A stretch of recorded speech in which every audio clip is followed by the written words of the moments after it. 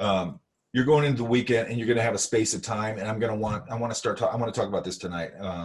Let's start getting these things nailed down and refined. I have to give you guys a lot of breathing room on this because it's a process, and I want to make sure that you guys understand this process. And I probably said this, but one of the main things I see is that everybody sort of jumps to like this, they try and jump to the finish right away, and they don't refine their work, okay? And you've got to refine your work.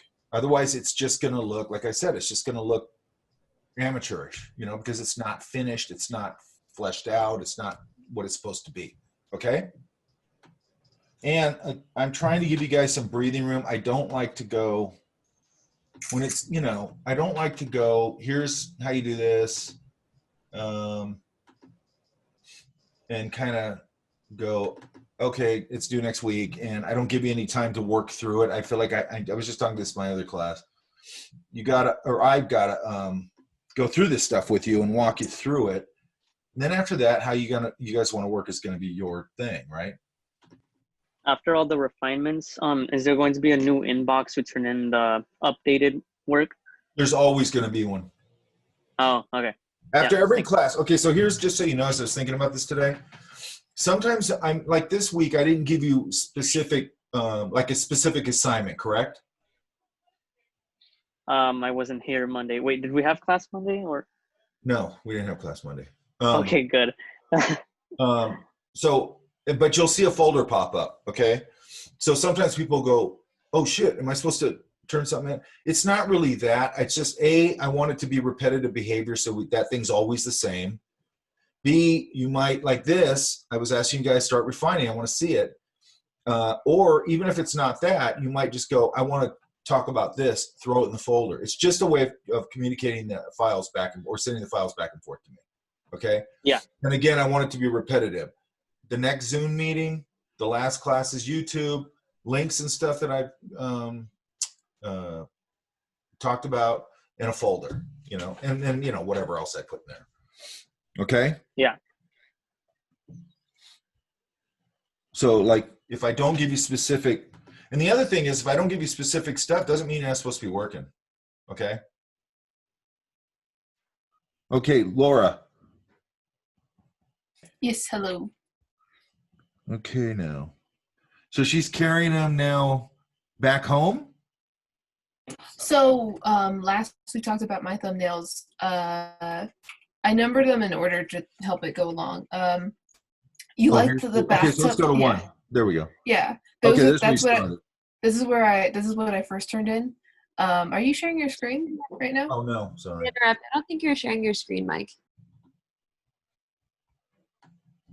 Yeah, that's what I originally turned in.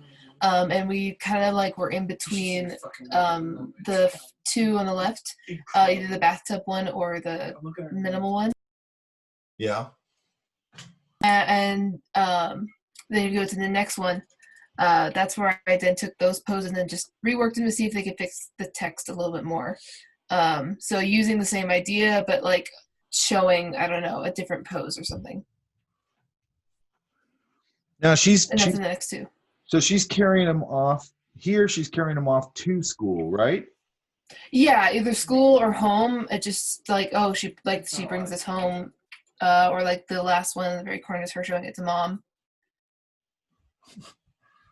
Okay, and then 3. Then that's with the carrying pose, whether she's bringing it inside home, walking away from a desk, walking into the classroom, or walking to the school bus. Yeah, fell off the way. Somebody's got their mic on. Okay, so walking into the classroom is one that's going to make the most sense, correct? Yeah. Mm-hmm. I don't know if this is fun for me. Huh? I don't know if it's as fun for me. It's kind of, I wanted to bend it a little bit. Well, okay, so you don't like having her walk into the classroom as much? I think I need to work on the posing a little bit to make it a bit more interesting, but I like the walking to the bus one the most, and the desk. Walking to the bus. Okay, I don't have a problem with that. So you like this one right here? Yeah. I don't have a problem with that at all. Yeah? Mm-hmm. Now it's going to be I mean, you don't have a huge leap to refine. You know what I mean? Yeah. But now it's going to really be really honing in on. It's hard to explain. Well, you know, right? But now we're going. Okay, so here's what I want you to really be aware of. We're not doing entertainment design. We're doing illustration. Does that make sense? Right. Now, here's the thing about your thumbnails. It's so great. You show these to an art director, man, they're just going to be like, they'll fall in love with you. They're so clear. They're just really well drawn. They're good ideas. And I think having a really clear thumbnailing technique like that is, I think it's really valuable. It's your first line of defense. It's your language. It's what cuts all the time down when you're doing a project. It's how you can build time into your project, because you can clarify things very quickly on the front end and have more time on the back end to polish, which is what I always wanted. The only thing I'll say about that also is, it depends on your situation and everything, okay? But like when I was a director and stuff like that, I'd have a little bit of power. So they would a lot of times people would, you know, okay, so they give you a date. They go, okay, it's September 30th, and you go, okay, cool. Then you come in, and however you do it, you go with your team, whatever, you whip out a bunch of sketches, whip out a bunch of ideas. By the next day, you got all these ideas, right? And then you go, hey, I'm thinking, you know, here's what we're thinking, you know. And then you go through that process, and it goes really quickly because you have all this ability to do this, you know, to visualize everything quickly. And then the next time you see them, it's September 12th, and the next time you see them, they'll go, I swear to God, this happens all the time. They'll go, oh, when are we going to get the finished artwork for that? Well, you know, they'll do that. It makes me, it's a thing that to this day is my hot button. If you act like that, it makes me totally insane. I hate panic behavior, and I hate that kind of crap. And then I would go, it's due September 30th. How can you possibly be behind the 8 ball when we got like 20 days left or whatever it is? But they try and wrangle it out of you sooner. And my thing is, it's like, no, I said September 30th. And the reason I want till September 30th is you're going to get a better product if I deliver it on September 30th. If you start rushing my ass all the time, which is all these people care about in certain situations, not as bad at certain, you know, like at Disney, when you're working with bigger, smarter creative company, you know, they're sort of understanding of that a little bit. Depends on who it is, really. You have a great art director, they totally understand that.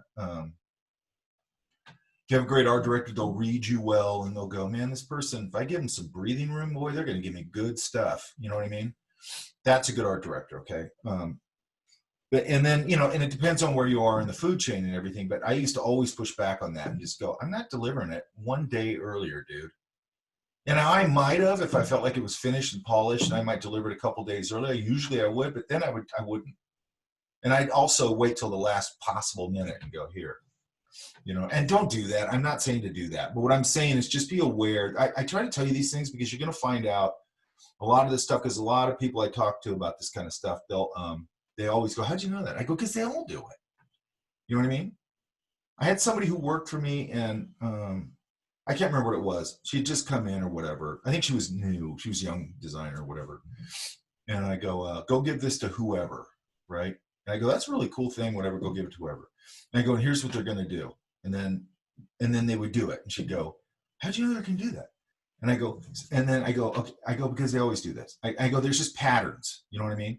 And I go, by the way, sometime today, one of them's going to come through that door and ask this question. And then everything I said would happen. And it's just because it happened over and over and over again. You know what I mean? I just saw them do this over and over and over again, you know? And it's usually not creative people. It's usually production people, sales people, marketing people, you know, whoever. You know what I mean?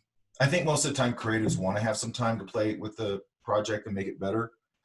But production people, all they care about is hitting the production deadlines. And marketing people, I don't even know what they do, to be honest with you. I don't really know what marketing, I don't know why anybody hires them. Whatever. My girlfriend was a marketing person, and every now and then she'll hit my hot button with that stuff. Okay. All right. So now what? So yeah, now it's just kind of picking which one I think fits the whole narrative better. the one thing I've been trying to tell myself not to do is I've been wanting to take everything I've been doing and put it into like, oh, it's its own book. Instead of having to pick one because I like a lot of them. But right now I could see the school bus one or the one where she's working from her desk. I see that finished in my head already. This one? Hmm. I like the school bus one. I mean, if you want to do that one, I'm totally cool with it. But now the next question is, where now we got to put the next layer of design and all that into it, right? Right. Which I mean, that's obvious. Mhm.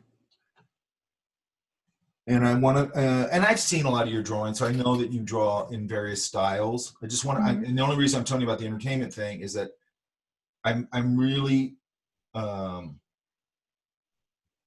emphasizing in this class, and I have been since the last time I taught it. Mhm. I don't want entertainment design kids coming in here and doing entertainment design. Right.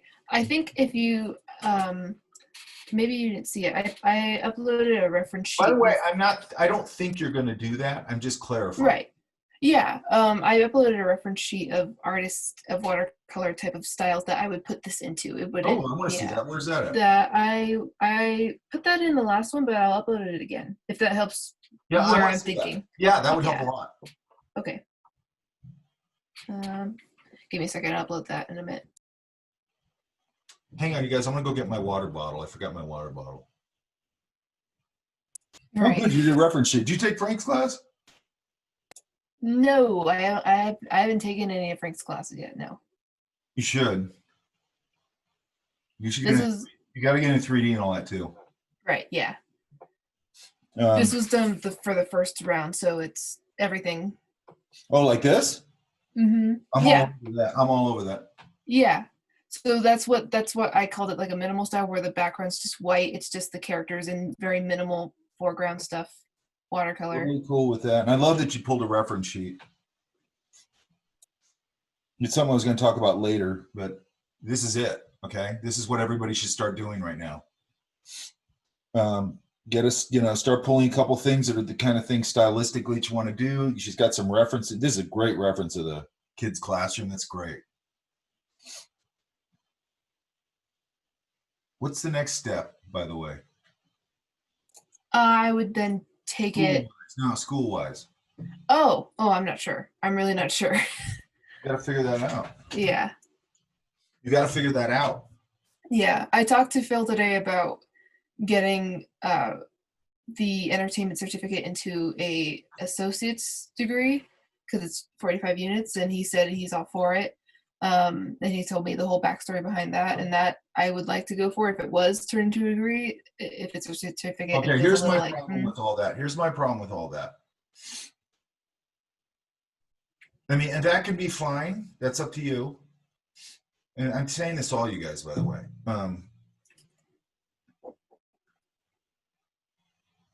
Is Art Center an option? I really would like it to be. Well, It's mainly money. of course. It is. Mainly money. I went to Art Center, man. I was broke. You know how broke I Mhm. was when I went to Art Center? It was insane how broke. I was broke when I was at Fullerton. I mean, I was super broke. Okay.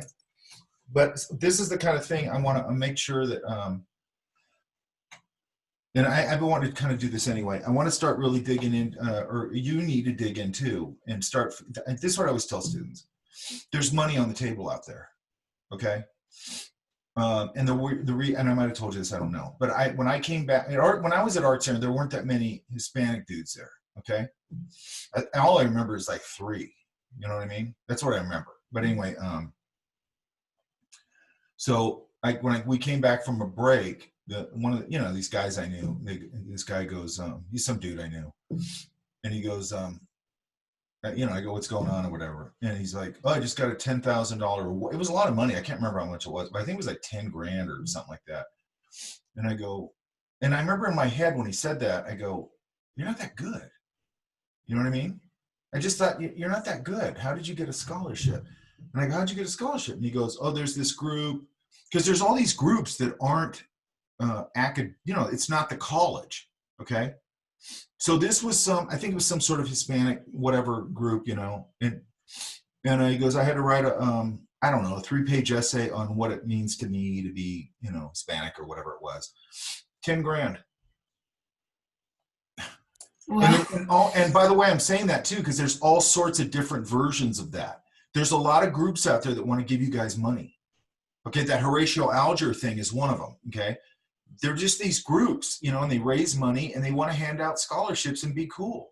And they have their own criteria based on whatever the group is. Okay, it could just be. Sometimes it's just purely academic, where they just go, "Man, you're really good. You know, your GPA is really high."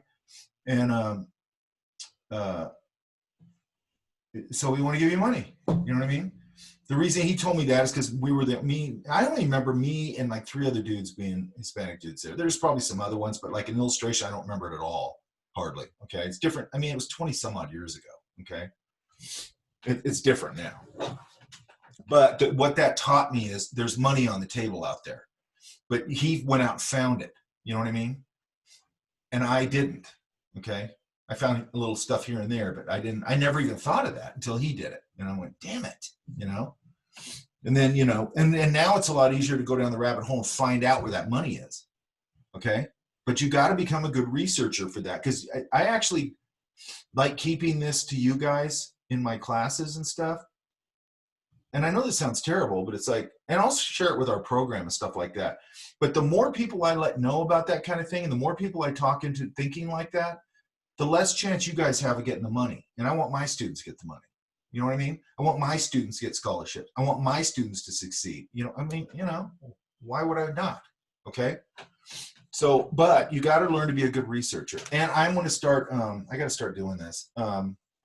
I got to start going in the rabbit hole myself and see if I can start attracting some of that attention from them, you know, and just going, look, we got a monster program here. That's my job. Okay. So I got to go, look, we got a program here with a lot of killer students because we do have an exceptional program. And when I say that, I mean exceptional students. We do. Okay. And if I can get on their radars and stuff, they're going to go, well, we want to give those kids money because they're, you know, they're good, you know, for those students money. But there's a bunch of different ways to get it. Okay. And there's a bunch of different groups that give it. And there's a bunch of different reasons why they give it. Who cares? Just go get it. Okay. This is awesome. This picture right here. Yeah, there's a lot of care. I don't know if it's an alligator, but it's similar. It's just about shape for me. Yeah, but it looks almost like, it almost looks anthropomorphized already. Yeah, that's why I liked it. Even the one where someone's holding it, I think it's like a type of lizard. It's not an alligator, but I like the expression. Okay, so are we thinking somewhere in, well, I can kind of see it. I like this style a lot, right? These two right here a lot. Mm-hmm. I like this too, but now this is getting into inking. Do you want to do that? I don't know. I'm not sure yet. Just because I don't ink very much. I'm normally I find the line in the paint. Like I just carve out everything with the paint, and then whatever's dark behind it, that kind of becomes the line. That's what I've normally done. But I wouldn't mind trying it. It's something when I would see people who do inking, I'm like, that's really cool. I really Did you get the videos I just put up this week? Yeah. Mm-hmm. Okay, so one of them was an inking video. Yeah.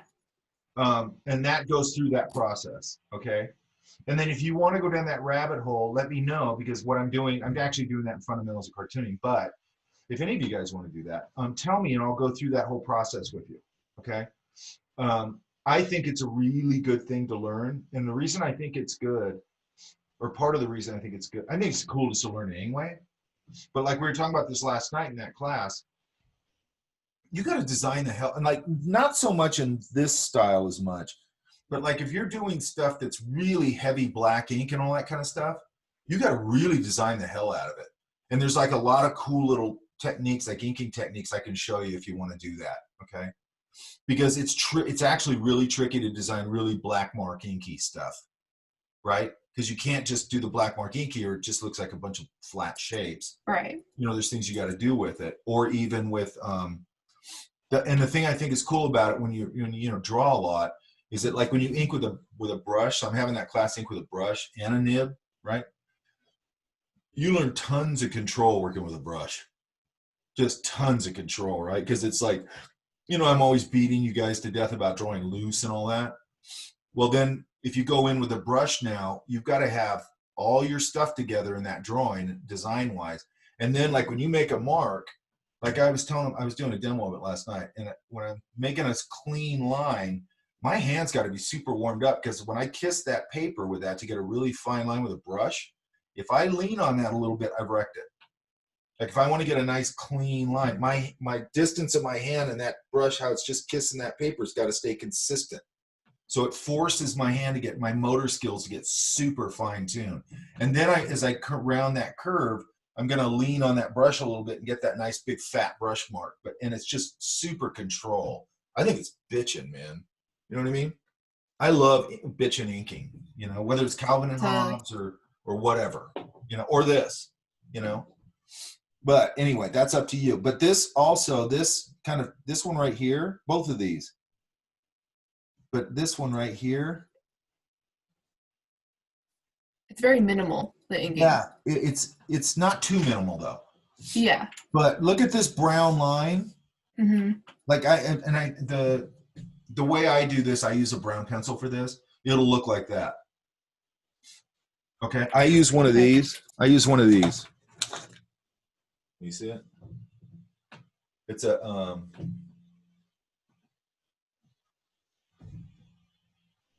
Derwent Drawing terracotta. That's what I use. This is. Have you ever used these? I think I have their soft, color soft. Yeah, try these. Derwents. These are good. They're a little yeah, those fatter. are cool. They're a little fatter this way. The only problem with that is sometimes they don't fit into. And I found that, I don't know if you have one of these. You have one of these? I don't. I need to get one. Yeah. Mm-hmm. These are The 30 matte bucks, ones. you guys. Mhm. Nothing tapers a pencil like this. Mhm. Nothing.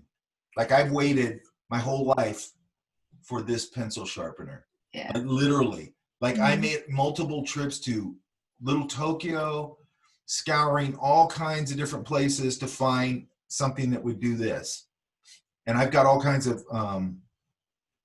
sharpeners to prove it, you know, because I'm like, maybe that'll do it, you know. And then this one came out. These are 30 bucks. They're on Amazon. That's Okay. the AFMAT one, right? Yeah, it's AppMat, because Yeah. apparently they want to name it something that nobody would ever in a million years remember. Remember? Yeah. But look at that. Mm-hmm. Yeah. That just makes me happy. Yeah. Okay. So I'm excited. Now I want my layers of taking it into finish. Like start taking it into finish. And then oh yeah, you're gonna keep a minimal background, right? Yeah, it's gonna be practically Okay, I love nothingness. Just like you can see there for just the ground or Okay, I love anything that. surrounding. That's all Yeah. great. I don't have any problems with that. You start going to refinement, like really start refining this now. What you might want to do is take that same drawing, print it out, blow it up. I'm going to talk about this in a minute, and start refining on that one. Does that make sense? I'll talk about it in a second. It's pretty common. Mhm. By the way, oh, that's for another class. Okay.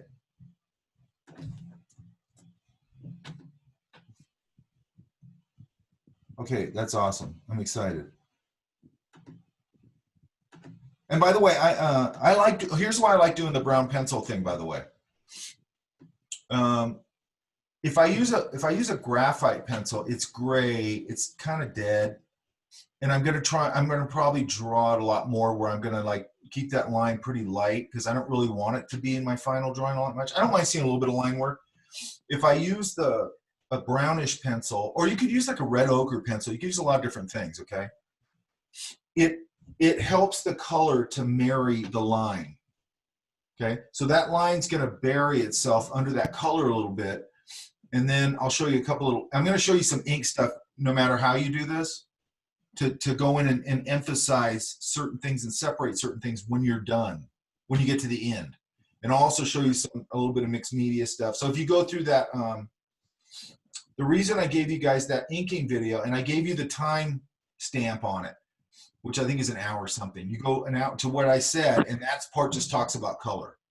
It just talks about watercolor, okay?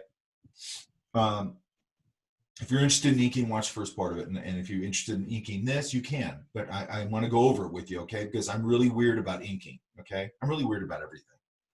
But I'm really weird about inking because, like one of the students in that class, in who I think is a good student, but she's got a big mouth. But and she's like, oh yeah, about inking, and I go, okay, so you're telling me you already know how to ink? Because I know her work, okay? And no, this, that, and the other. And it's like, you don't know how to ink, man. Don't tell me that, you know? You're going to know by the time you're in this, but you don't know it now. Don't get all cocky about it. You know what I mean?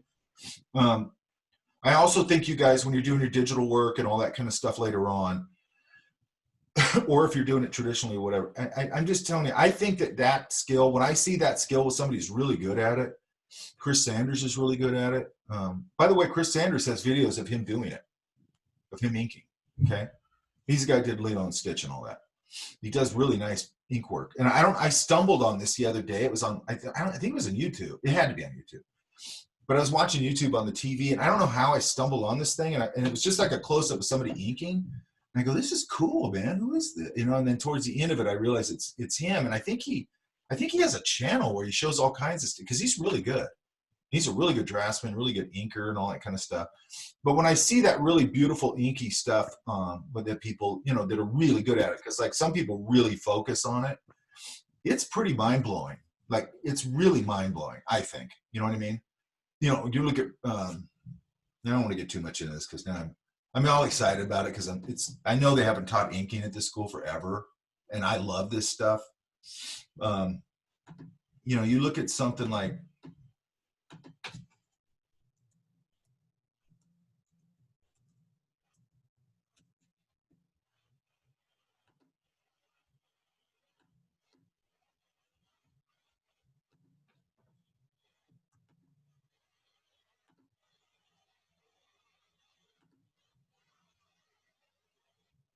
Like this dude,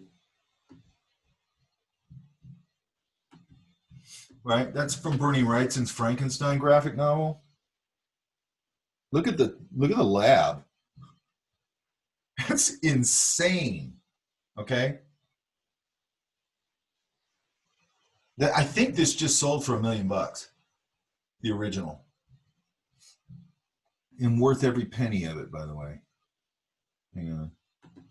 Anyway, he was just this, he liked horror and all that stuff. That's not really my thing, but his inking is just amazing. But the thing I think is tricky with this stuff is he did a lot of different types of inking, like this kind of thing to I'm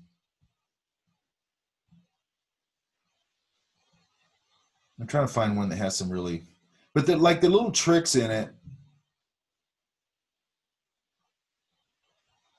like all this black work in the hair and how these aren't random marks, man. They're pulling in, they're half toning into the light, right? And you got to think about all this stuff. It's a really hard design problem. Once you get used to it, it's not as hard, but like anything else, right? And a lot of his stuff was with a brush, okay? Look at this stuff back here. These skulls back here, okay? So anyway, if you want to get into like inking anything, let me know. I'm trying to find this one they just showed. And then some of these things are just all black work like that, where it's just a big graphic shape, you know? And then he'll pull out of the graphic shape. That's a wash right there. I like it when they do it without a wash. I think it's cool. There's that one again. That whole Frankenstein thing is super famous. It's too bad he didn't get the $1 million for it though. But the thing I'm trying to find here is look at that. It's pretty awesome. That's insane. I mean, that's beautiful craftsmanship. I don't care what you guys do. You know, stylistically, that's up to you. I don't care what you do as a career. All I want you to do is be successful. But be that kind of craftsperson. You know what I mean? Where you're making, get that good at whatever it is you want to do. Okay.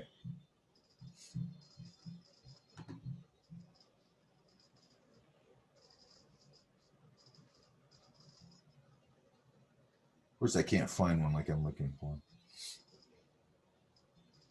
anyway, he's I'm looking for the ones. I'll go over that later. I don't want to get stuck on this conversation because it's not cartoony. I'm just getting all geeked out about it.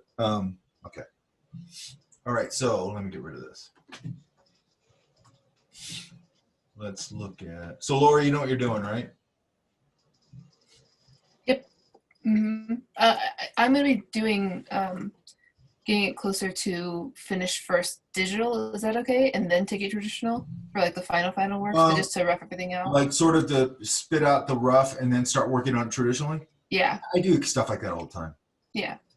I don't. By the way, in this class, as we move forward, we're going to get much more broad with our media. And some, you know, there's going to be a lot of things that you just I want to do this digital. That's fine. That's going to be fine. I don't want to. I'm not doing this class like I'm teaching everything old school Illustrator. I'm not doing that. But the reason I'm having you start with paint is I want all you guys to understand paint, okay? And I want you to at least be exposed to it on some level. Now you might go, and I also think it's dangerous. I probably said this. I think it's dangerous to build all your fundamentals in digital. I think it's dangerous because it's just like, you don't have an understanding of the underlying fundamentals of everything, okay? And I know people will go, and I've seen this over and over again, people are good digital painters. You take them out plein air painting, man, they fall apart, okay? You give them a canvas, they fall apart, right? And I know there's exceptions to that, obviously, okay? But then you become somebody who's emulating something and not somebody who understands that thing, okay? And the reason guys like Craig Mullins are so revered is because of that. I just saw some new Craig Mullins paintings he did for some video game. I don't know what it is, but they popped up on something. Unbelievable. Like unbelievable digital paintings, you know? That guy's just miles ahead of everybody. You know what I mean?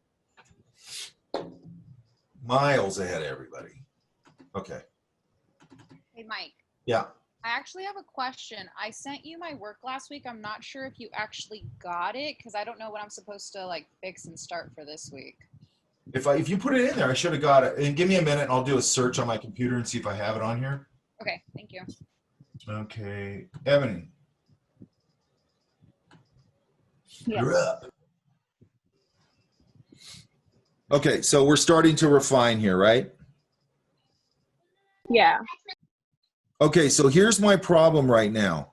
Like when I look at this, when I first looked at it, I'm having trouble kind of discerning what's going on here.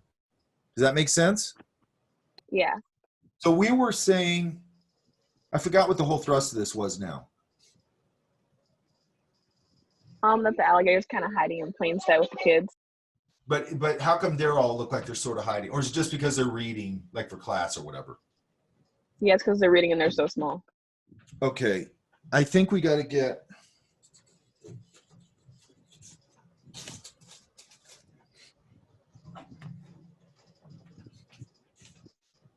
We got to get some clarity here.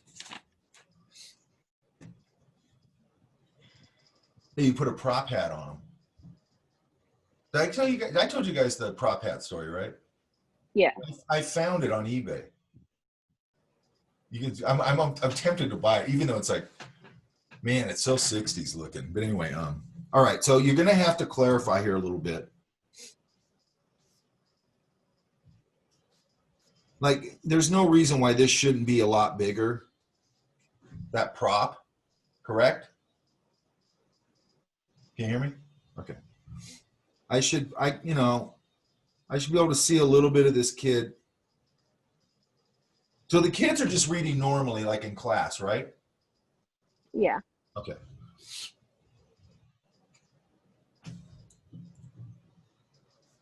This is fine. I'd probably separate these pages in a little more graphic way.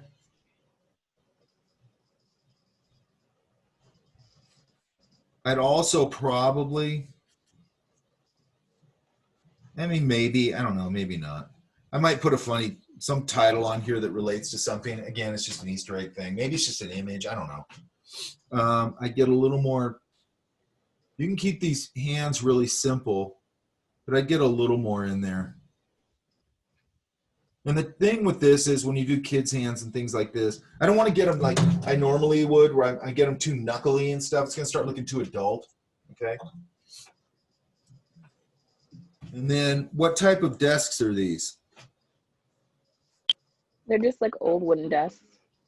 Okay, so like again, this, I might make bigger statements with like the shoes.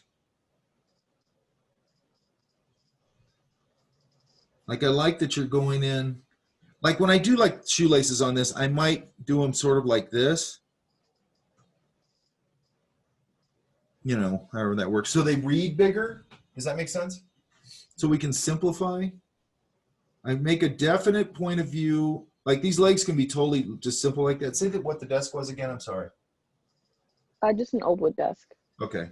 So what's this information here? Is it sort of woody? Like Yeah, like the grain of the wood. grain. Okay. I might go, if I was going to do that, I think I would do it more like, I'd have to go look at one of these probably. I remember them having, okay, because I don't know if they still have, do they still have the desk where you could put stuff in them and all that? No, not for a long time. Back in my day.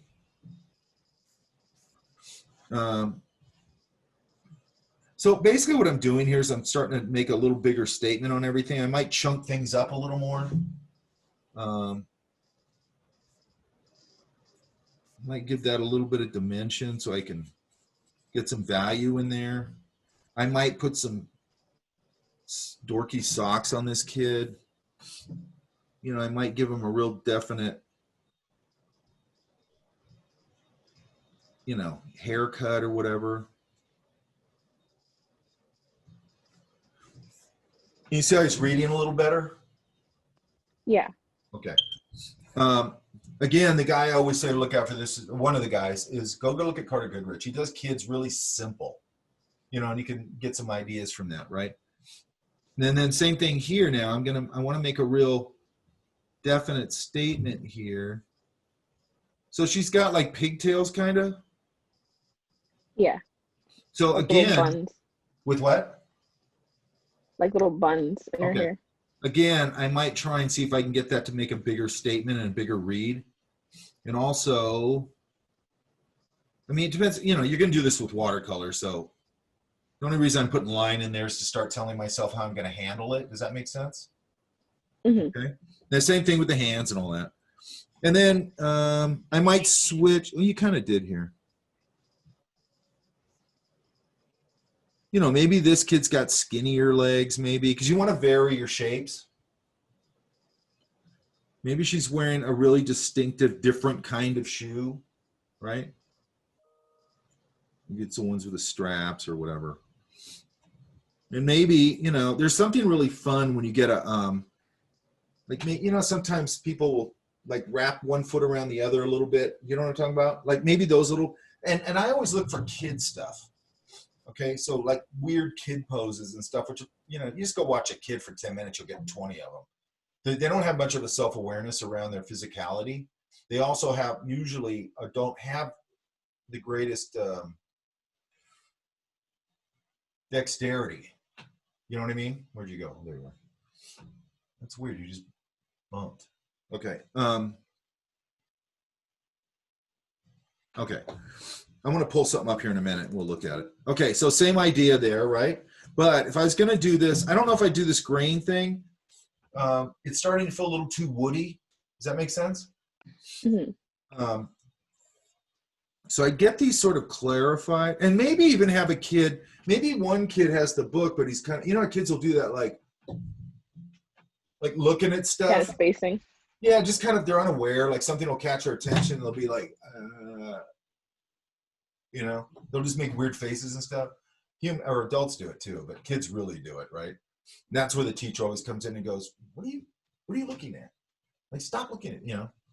And then, yeah, they'll just zone out. I fell asleep with my head up before reading a book. Yeah, I've never been able to fall asleep, man. I wish I had that. Like, I get tired, but I don't get sleepy, and I don't even get that tired usually. You know, I'm tired right now because of this stupid headache. This neck thing. Try reading Heart of Darkness. That one put me to sleep. Yeah, that helps sometimes reading. That's the only one that I vividly remember just like falling asleep with my head in the book. I probably told you the guys this. For a while, I just, I would, before I'd go to bed, instead of reading a book, I had a clipboard and a pencil or whatever, a pen or whatever. And I just doodle, just for the sake of doodling. But it got me super amped, and then I couldn't sleep because I'd sit there and draw for like 2 hours, and then I couldn't sleep. Then I just go, now I just want to draw all night, you know? So it had the opposite effect. It kept me awake. Okay, now. Yeah, so maybe I might have, and I don't know, again, you have to try these things where, you know, maybe this kid's like, or maybe the kid's even looking at the, you know, at the alligator. Whatever, right? That head shape's not right. But also on things like shoes, you're starting to structure it. And I understand, okay, look, there's different ways of handling things like shoes. Okay, let's look at this real quick because this is important. What I'm looking for is, because I don't want you guys to get into the headspace that you think I'm looking for a lot of detail and stuff. Okay, I'm looking for great design. Okay. And great solution. So, and I know I always go to this guy, but it's because his shapes are simple. And for this project, he's a good guy to look at.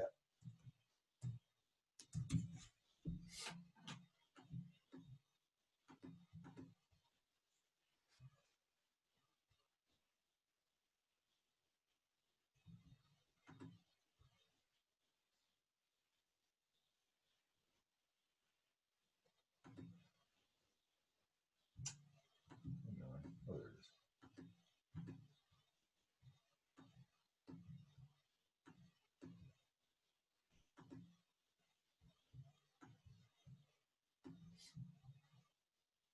Like that's a great pose. Okay, I know exactly what's going on there, right? Look at the simplicity, right? Like you can go for that kind of simplicity. It's fine. I don't want so much simplicity that just line and wash or line and fill. I just don't want that. Okay, but this level of craft is great. These are great. So this is kind of that expression I'm talking about, where a kid will look up and they'll look kind of, you know. But look at the simplicity of his choices. I mean, that's simple. You know what I mean? Does that make sense? But what I was going to say is look at the shoes. Okay, that's a totally simple shoe. You can do that. I want it to feel like a finished design idea. Does that make sense? Now you jumped over here now. Yeah, that makes sense. Okay. And I'm not telling you to go draw like Carter Goodrich. I'm not saying that. He's just a good example of very simple shapes, great expression, great everything. Okay. And I don't want to go to somebody who's just endlessly complex, because there's a danger, I think, and it's nothing wrong with it. Like those ones I just showed you at Bernie Wright's, and the thing I love about those is I'm not a horror guy at all. Okay. So the subject matter really doesn't interest me a whole lot. What I see there is total obsession. Okay. That drawing of the lab, that Frankenstein's lab or whatever, that to me just it speaks to that guy loved doing that. And he loved sitting at that drafting board in the middle of the night with the light over him and just sitting there and going, yeah, he just loved doing that. And I totally relate to that. You know what I mean? Like I always say with this art thing, find your obsession, man, and then just mine that obsession, you know, because it feels good. You know, you can be obsessed with this stuff and it's not bad. You know, most obsessions aren't good. Okay. Look at this one. You're just great, charming drawings, correct? And the thing I always point out about this is this little thing about the shoe goes right into the line of the water, just as a design thing. Like think about stuff like that. Okay. Anywhere you can push design in illustration, and especially with things like a kid's book. Okay. Because I think it's all about the design. Yeah, I've been trying to push my designs more, like, especially since I'm taking your class, I'm also taking the character design class. Good. I've been trying to exaggerate the characters and everything around them. Start off in your character design start off nice and loose, right? And then another thing about that inking thing, and I know I keep going back, it's just in my head. It teaches you how to, it's the same thing I'm telling them in there, and the same thing I'm telling you guys, where I go, you got to have a finished drawing before you can paint, right? And it's the same thing I'm telling them in there. I go, man, you cannot start inking some piece of crap drawing. It's not going to work. It's just going to emphasize what a piece of crap it is. Okay? Paint will also emphasize what a piece of crap something is, okay? The more you go to finish, the more there's a lot of things that'll start to reveal what's not working in your design. It can just be, I might have said this, but I was talking about it last night. It could just be the character's a little off center of gravity. Could be that it's just a weird, awkward pose. It's like, I don't know what that's saying. And a lot of that's experience, by the way, because you get better and better at that as you do it. It's the reason I'm telling you to get in that sketchbook and sketch your brains out, okay? Because you want to get good fast. That's how you do it. It's observational drawing, then you take it into all the other stuff you want to do, okay? But that sketchbook, man, you want to compress that timeline. And the reason I say this all the time is because actually we have a lot of students who do that, okay? So, you know, but the ones who do, man, you just see it. You see them the next term, and they're like, bang, they've jumped way up here. You know what I mean? Next term, boom, and they're just jumping through the roof like so much faster than everybody else. And they start getting such a better understanding of design and all that stuff. Because what are you doing when you go on location, or if you're drawing people from life? You're designing. You might think you're sitting there doing life drawing, but you're actually not really. I mean, that part of it's in there.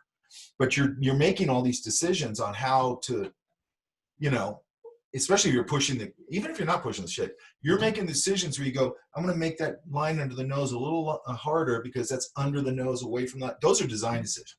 I'd argue those are design decisions more than they're drawing decisions, right? And that design, that level of design is what makes your drawings look so much more pro, okay? A lot of it's design, okay? Anyway, so very simple shapes, right? And then you can go nuts over that. If you want to make it much more, like here's another guy. Now he brings a lot of, not that Carter Goodrich doesn't bring a lot of draftsmanship to his stuff, he does. But Wouter Tulp brings a lot of draftsmanship to his stuff, and it's a little bit more anatomical, okay? So let's look at these. See how they're a little more anatomical, a little more complex? Does that make sense? Yeah. Yeah, that makes sense. Look at this guy. I love these little things, like this little line right there and this line going over the top of it. I love this business right here. I love the way he raised that foot up towards the viewer. Look at how he handles his fur. It's beautiful stuff, right?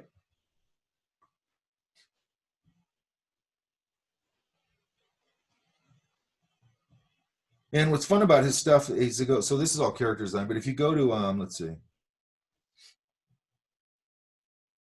It's all character design.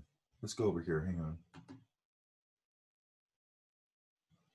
I don't like just seeing character design. Oh, this is better here.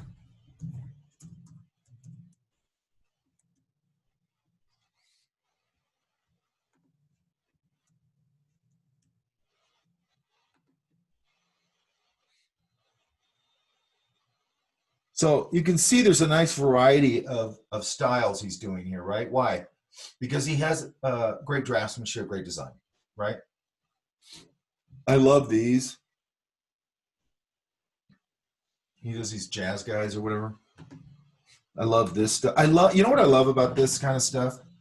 I love it when somebody's got such a technical facility that they're sort of, not that you're always not trying to get better, I'm not saying that, but they can just play in like all kinds of different styles and all kinds of different media and try all sorts of different approaches. That's what's fun to me. You know what I mean? That means that you've got your fundamental skill set down, man, and now you're just playing, you know? Look at these.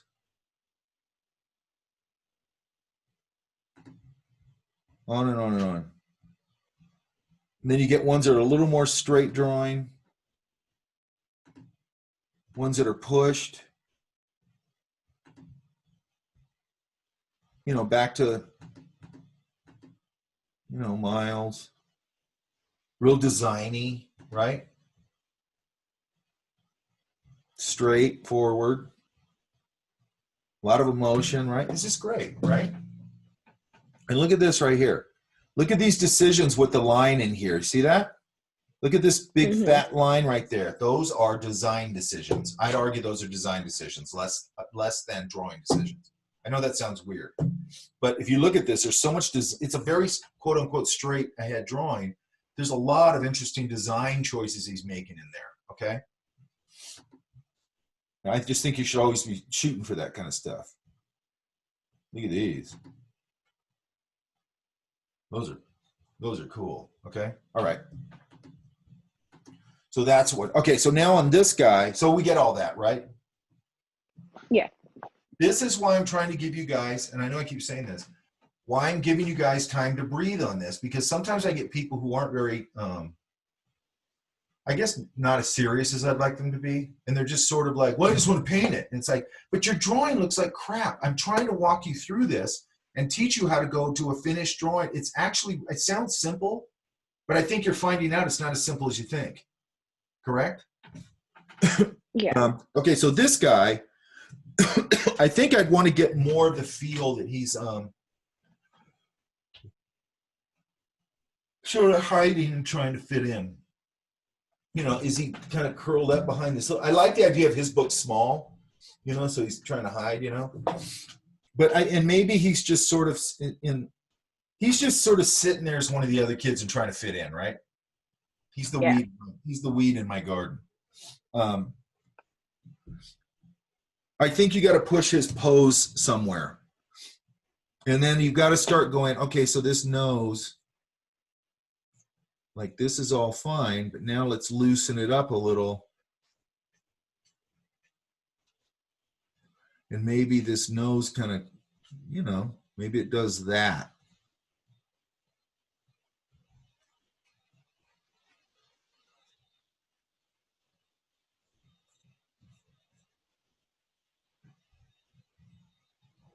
Or maybe like a 3D effect that it looks like it's just popping out in front of you, like at a closer angle. What do you mean? Like the front part of the nose, like a square shape. And that's like, well, let's say the snout is rectangular, and you know, the front being like a bit blunt, but like a lot closer than Oh, you what it mean may here? seem. Sure, whatever it takes.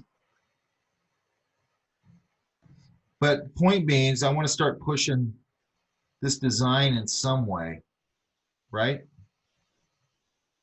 Hmm. And I just try and get as loose as I can. Oh, there goes my pen. It has to happen at least twice every class.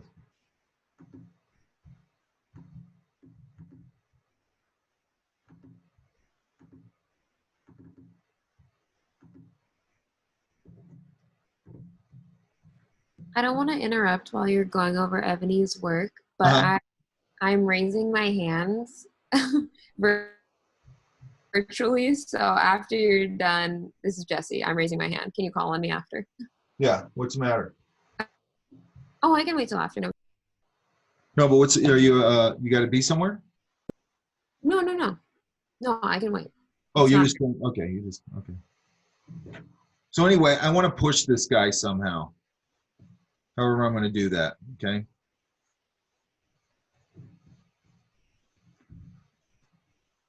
You know, you got to kind of get that pose, you know, where he's sort of like, you know, hiding a little bit. You know what I mean? Hmm.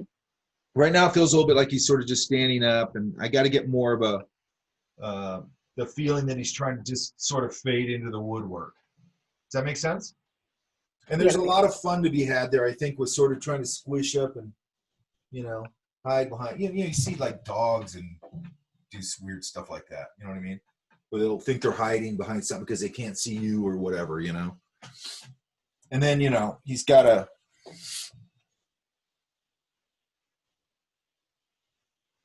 you know, he's probably not going to fit in the desk well. Like, there's all that stuff to play with. Normally, I think we talked about this. Normally, I would say I don't want to see like a dead-on view like that, but I get why you're doing it. Also, back here, these are people. Yeah. Okay, so you want to break that up a little bit. There's different shapes. Maybe I see ears. Maybe I see pigtails. whatever I can kind of fit back there. So that's fine. It can be a silhouette. That's fine. I might kind of break these up a little bit where they're not so perfectly, maybe they're a little wackier shapes, not too much, but where they're not too perfect, I guess, right? Also, are these hanging? These are like decorations, the stars? Yeah, they're like hanging from the ceiling. You see that like a lot. So that's another thing. I would, whenever you're doing this kind of stuff, just in general, make a bigger statement, right? Because you don't want everything to be tiny. And then maybe this one's this big. Just like variation. Yeah, variation. And also, like, what are they hanging by? Could they be hanging by some little ball chain thing so it just looks a little more interesting? Maybe they light up so they have like a little light thing here or something. I don't know. And then here, so you got to be careful when you make these kind of like chair legs, because they're not, that feels more like a cable than something that could support a leg, right? So I'm probably going to come in, and by the way, do research. Go look at these. There's my stupid pin again. Hang on.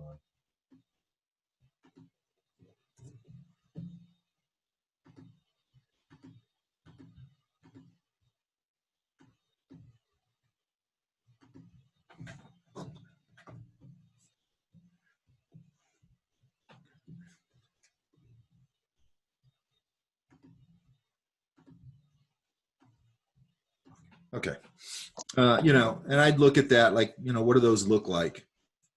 You don't have to copy exactly, just kind of get a sense of them, right? I'm not doing documentaries or anything, okay? And then, how does that meet the ground? And then I might go, maybe either put some floor that sort of indicates that this is a lot of times these rooms had tiles, but if I'm going to do tiles, I break them up like where they cross over in these corners. Sometimes I'll make them a little darker. And it just starts to give them a little bit of dimension. And so on and so forth, right? Yeah. Okay. Does that all make sense? Yeah. Okay. And you're going to make the greatest piece in the history of illustration, correct? Definitely. Okay, good. That's what I like. The confidence, yes. You have to, what do they say? Fake it till you make it, right? Mm-hmm. And I think you do have to, and I'm not saying you don't seem like you have confidence or whatever, but you do gotta, I think you have to have some of that. You know what I mean? And you know how you get that? Killer skills. When you got killer skills, then comes the confidence, right? I mean, not that you don't have confidence before that, but I think there's a lot of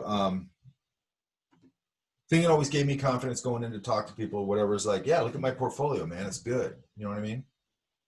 I like showing it. I like showing my portfolio, and I like getting in that room and owning the room.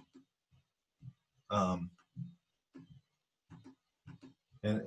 getting the job, if that's what it was. Okay.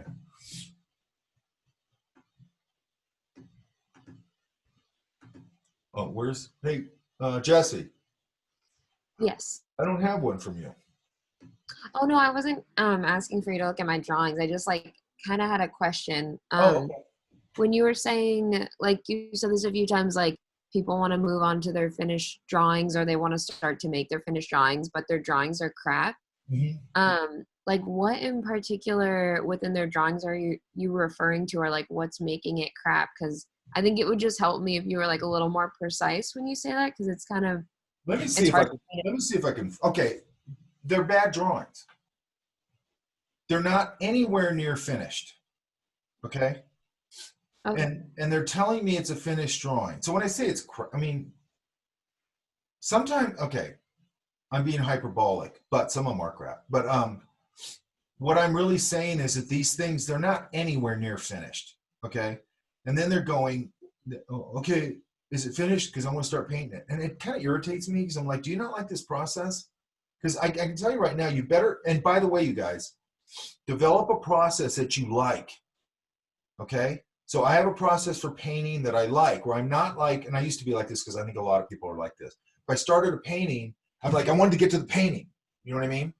And I didn't like do my leg work right. Anyway, so I came through a process where I love the whole process. I love the drawing of it now because I just draw straight on the canvas and I have a certain way I do that. And I love the drawing. All the drawing's going to get lost in the painting, but who cares? And I love the blocking and I love blah, blah, blah. I developed, you know, not that I developed it. It's a pretty standard technique, but I do stuff the way I like to do it. Okay. And when you're doing this kind of thing, you know, you want to go through what we're going to go through, which is thumbnails. Well, we went through thumbnails, value comps, color comps. And all we do in here with the color comps, and I'll show you this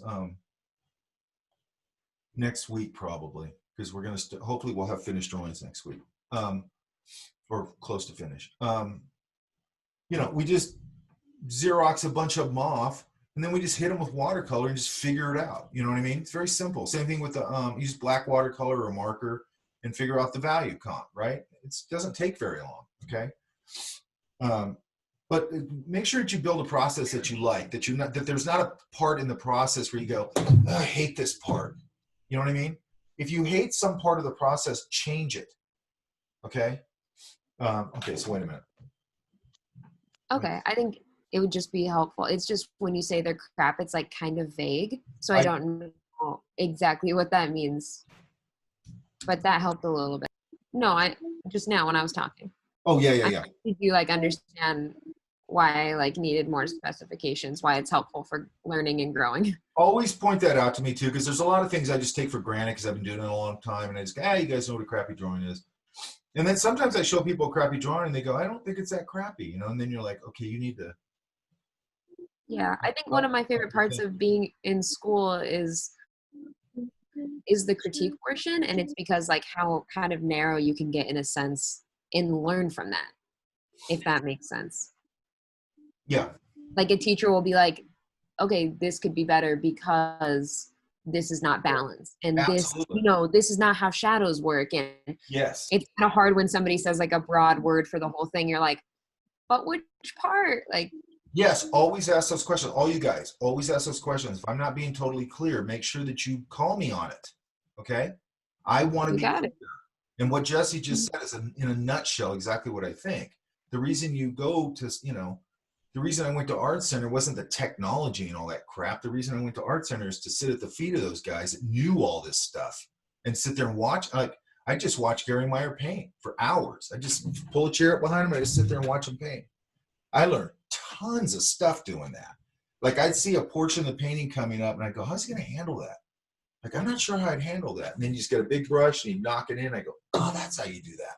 And it was totally simple. You know what I mean? Once you unlock it, you know, once he unlocked it. Okay. So, Ebony, you know what you're doing, right? Yeah. Go have fun with it.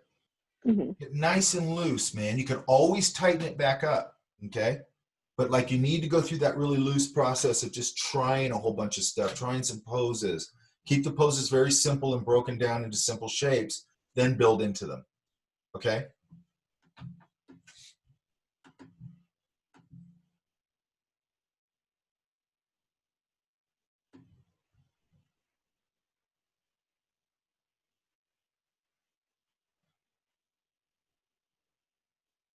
When somebody found the pencil sharpener.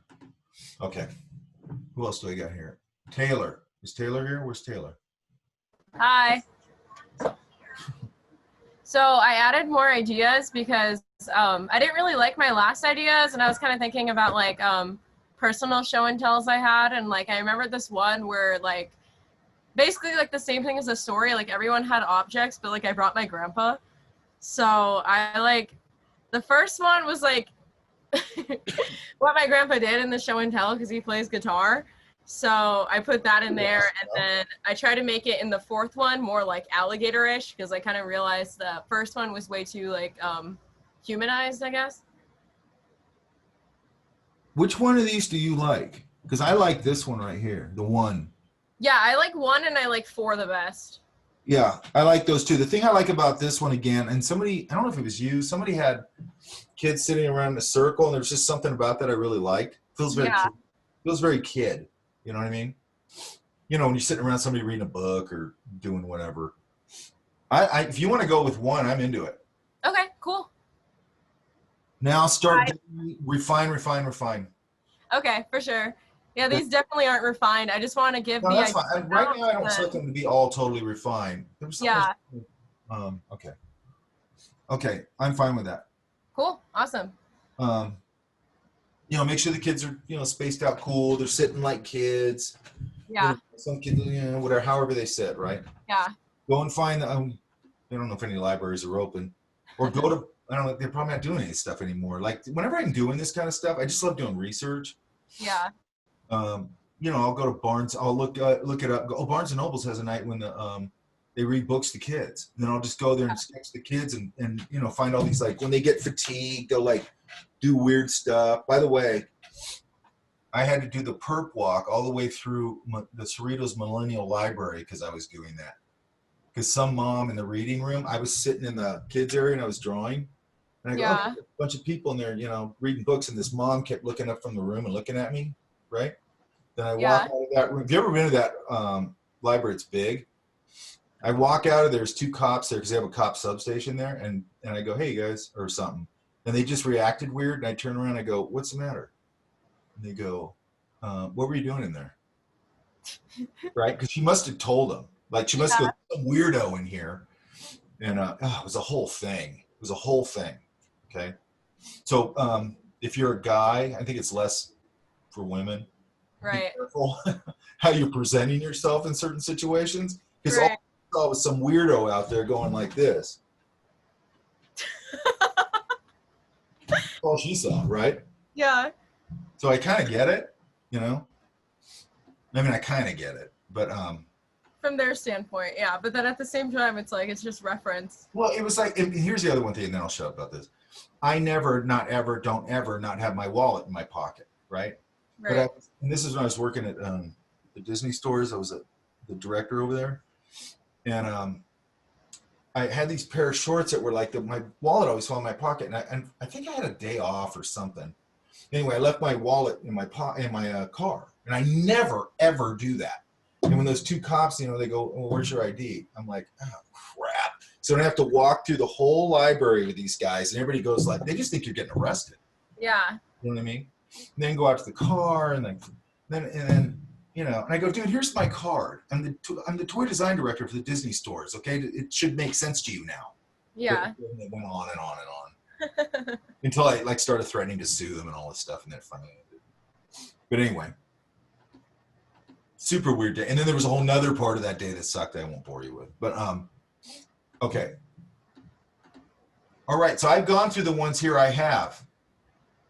Yeah. I don't think you've gone through mine yet. I don't have any from you. Oh, I Mine. saw it in like in Photoshop. You had it pulled up. Really? Yeah. Oh, there it is. Yeah. I don't know why, you guys, but I have a hard time looking at those icons on there. It's some kind of weird thing with my brain. I don't see things like, I know it sounds weird. I think I'm dyslexic, I'm pretty sure. Okay. Okay, so which one was this one? This is I remember we were doing a top view. Is this it? Yeah, that's the top Oh, I view, remember and then- this. Okay. Yeah, then I went like kind of in like 2 different directions.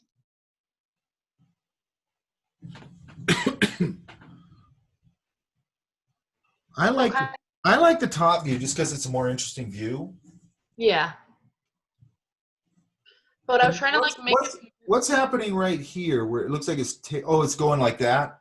Yeah, it's like swishing, and then he's like stomping on the tile. So it's like I have to figure out a more like graphic way of like showing him like breaking tile. Okay, So the really- way, okay, number one, be careful with things like breaking the tile because then it starts to becoming a little bit Godzilla, Mhm. right? Now the tail isn't gonna do that when it's not gonna do that. It's gonna like go like that basically, right? Yeah. And you can do one maybe here, and then with the watercolor, you can do a very light version, and it'll feel, like it's moving. Oh, okay. So when you want to show like a little bit of destruction, because this isn't like major destruction, he's just clumsy, he's too big for the room. Concentrate on the things that you can show. Does that make sense? Yeah. Like maybe he's knocked over, he's knocked some things over. He's I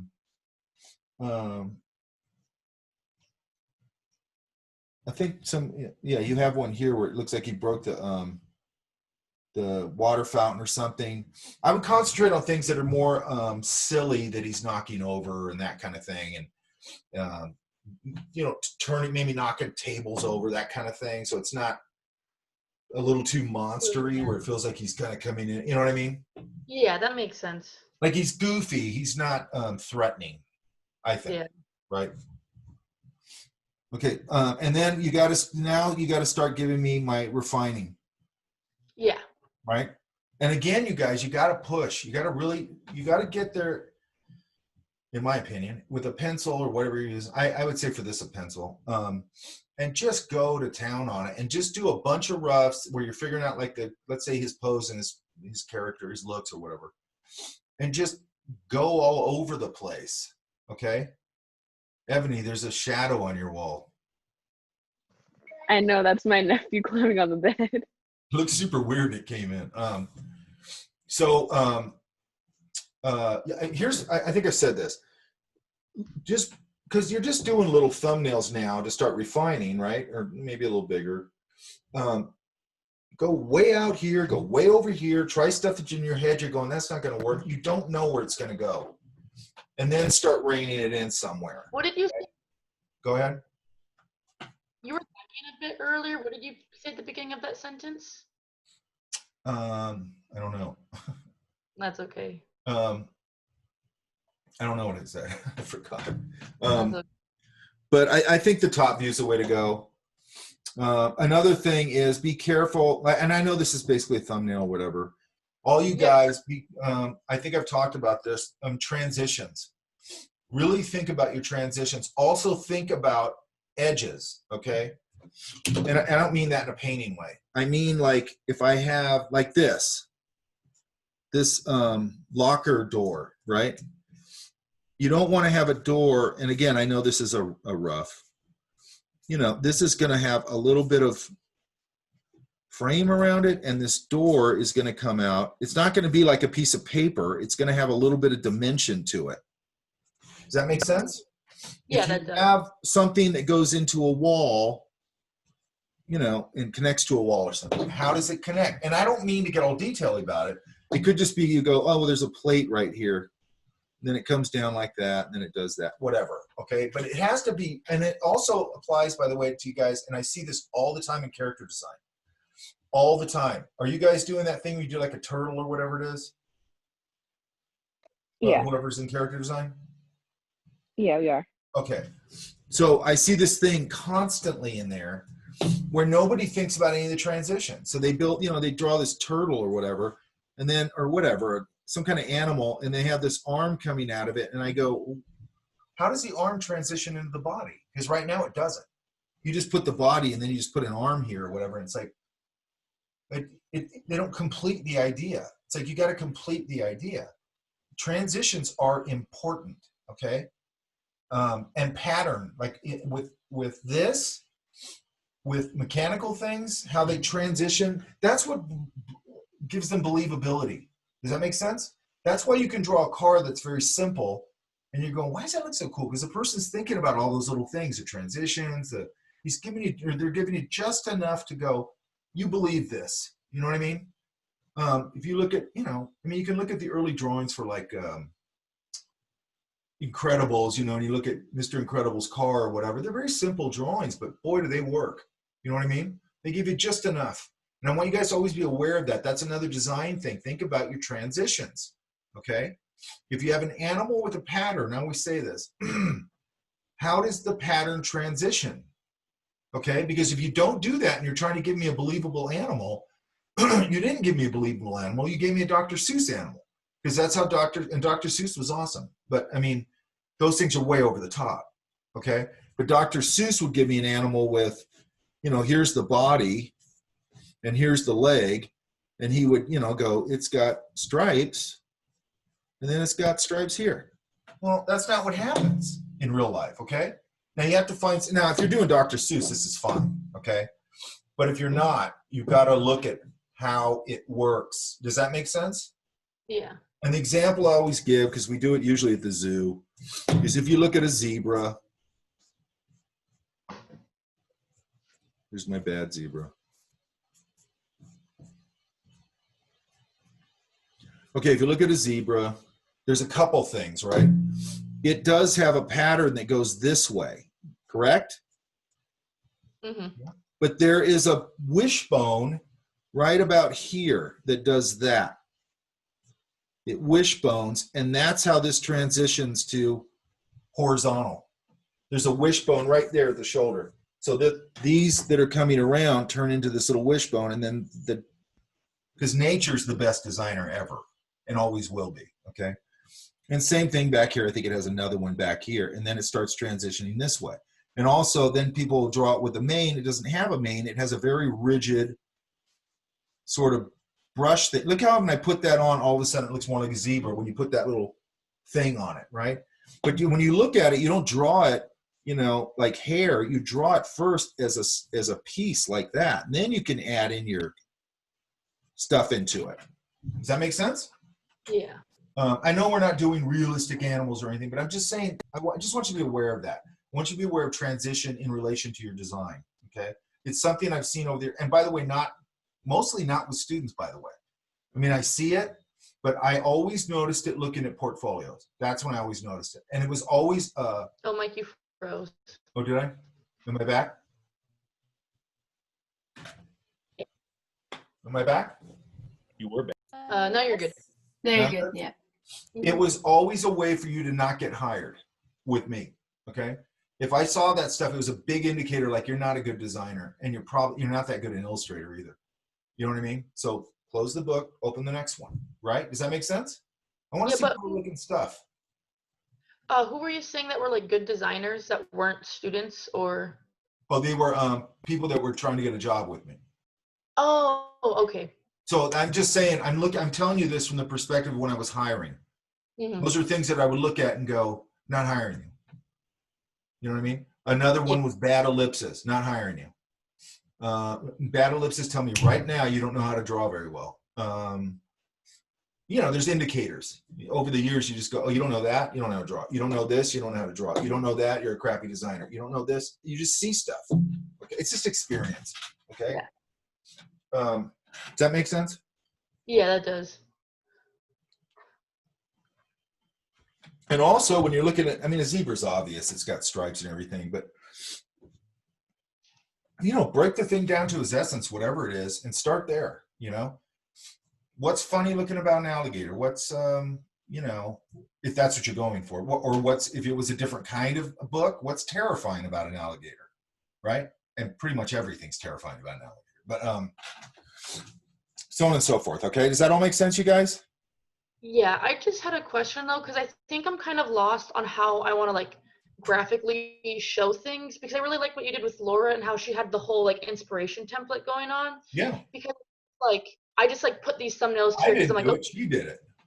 Well, yeah, but like you guys talked about it like really well. But I think it's just like I know the style will come with like all the sketchbook experience, Sure. but I think when I'm doing these thumbnails, there's so many things that look different. And I feel like it just looks like janky. It doesn't look coherent. Look, one thing, and I should have had you guys do this, by the way. Doing a style board like Laura did, that's what I would do. That's what I do with everything. Yeah. I start with research on everything. I don't care if I'm making it up out of my head. I don't care. And she's got, and also I would actually like you guys to do, I'd like to see you guys pull a couple of things like Laura did where she's going, I kind of want to do something like that. You know what I mean?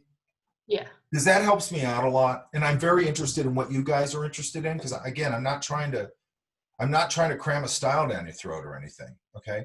I'm trying to help you start to move towards your thing, you know?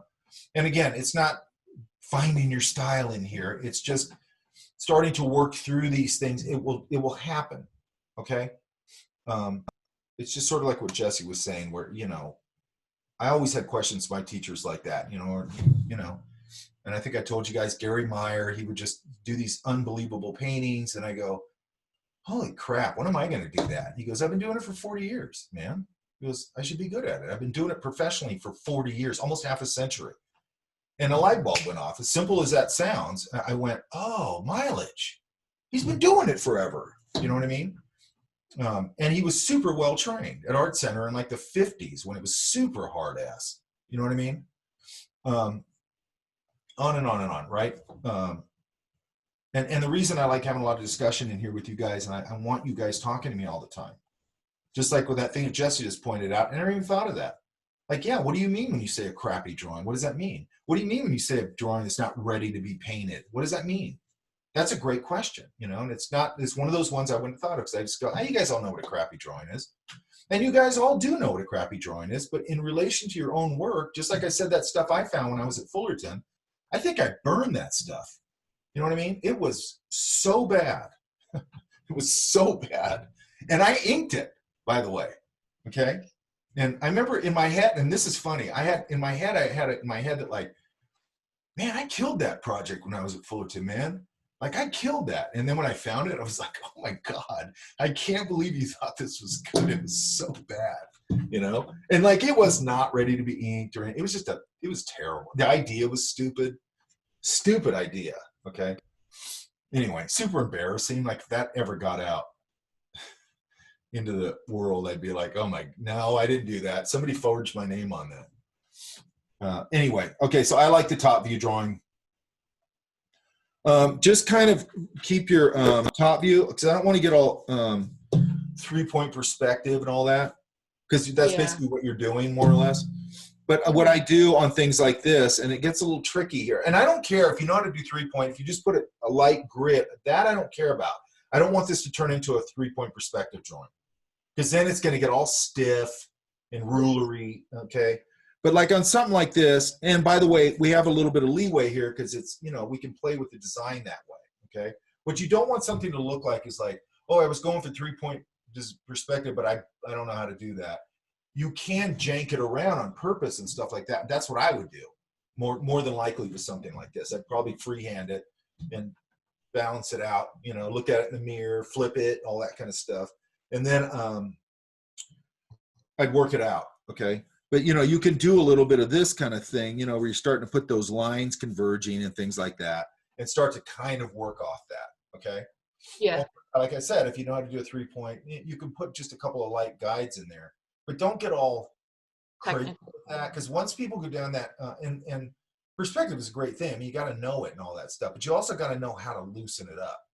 Yeah. You know what I mean? Because, and at that again, it's just a student thing. It's like you just got to get used to it. You know, everything, the getting loose thing and getting whatever that is with your drawing, that takes time. You know what I mean? It's the reason I beat you guys over the head with it so much, okay? And then I want you to build the tighter thing out of that loose thing, so then you get a nice natural-looking drawing at the end. That's the goal, okay? Can I give? think that's your. Go ahead. I wanted to give a piece of advice about the reference sheet and finding stylized pieces. June, I totally see what style you're going with the number 2. I could see in the way you drew the people in proportions.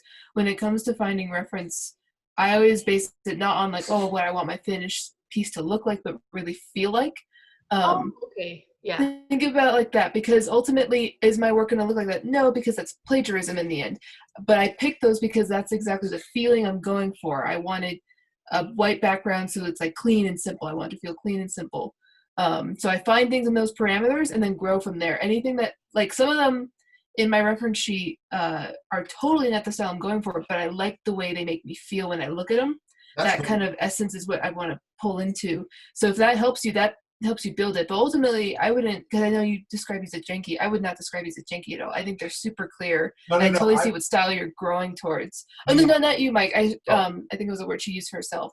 Yeah. And so just to give you a confidence, but I totally see what we're going for. And your style will come the more you tap into that feeling of what you want and doing the reference just helps you get like an end goal, so you don't feel Totally lost agree. in your own ideals. Mhm. That's really well put. Okay. Like she just articulated it way better than I could have. Okay. And I love what you just said about it gives you a feel that you're going for. That's exactly it. Okay.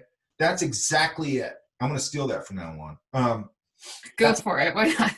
That's exactly it. I mean, that's what you're building with the style board and all that sort of thing. That's so well put, because you go, like I used to do this all the time. I'd be working on whatever, and I'm just using this silly thing, but like I'm working on a toaster, okay? And then I go over and I start looking at a bunch of bitchin' drawings. Or toaster's a bad analogy, but a product, whatever it was. And then I go, and then somebody in that, and by the way, that guy that I just showed you those crappy drawings, that he's this type of guy. And he goes, I'm looking at some artist, right? Has nothing to do with what I'm working on. Nothing to do with it. And he's like, oh, why are you looking at that stuff? You're designing a whatever. And I go, because this gets me all fired up. Like, it's like, I don't want to, this has nothing to do with what I'm going to do. But this gets me super fired up that like whatever I am going to do, I want it to be this cool. You know what I mean? It's not a product that looks anything like this, but it doesn't matter. It's exactly what Laura just said. It's like, and it's a little bit different, but it's just like, this gets me so fired up that I love this so much. Makes me want to make something great. Does that make sense? Now she's talking about more from a stylistic thing, but the feel part of it, I think that is so important. Because that's really what you're going for here. You're trying to convey, I always say with the drawing, my main thing, a drawing, painting, anything, my main thing I'm after is vibe. I want to get vibe. You know what I mean? I want those kids who look at this thing to be there, to feel like they're there. You know what I mean? And want to turn the page and see what happens next and explore the rest of the book. That's what you want to pull them into that world. You know what I mean? That's what you do. You want to create vibe. Everything's vibe. And that vibe you're looking for is entirely unique to you because it's entirely your own perspective, and that's where style comes from. Yes. Ultimately, the more honest you are with it, we all have emotions, and we will all tie ourselves to it in the end, as long as you're like, it's something you really feel or really, really like you went for something you truly are looking for, we'll get it, because we're all emotional human beings. I'll look at it, I'll feel with it. If it's something that you really liked or were really searching for, I'll get it right away because I could tell from how much work you put into it. And that's where style comes from. By the way, your key person in here so far in this is this little guy right here. This little dude. That's starting to feel like a little more fleshed out idea. Okay? Yeah. All right.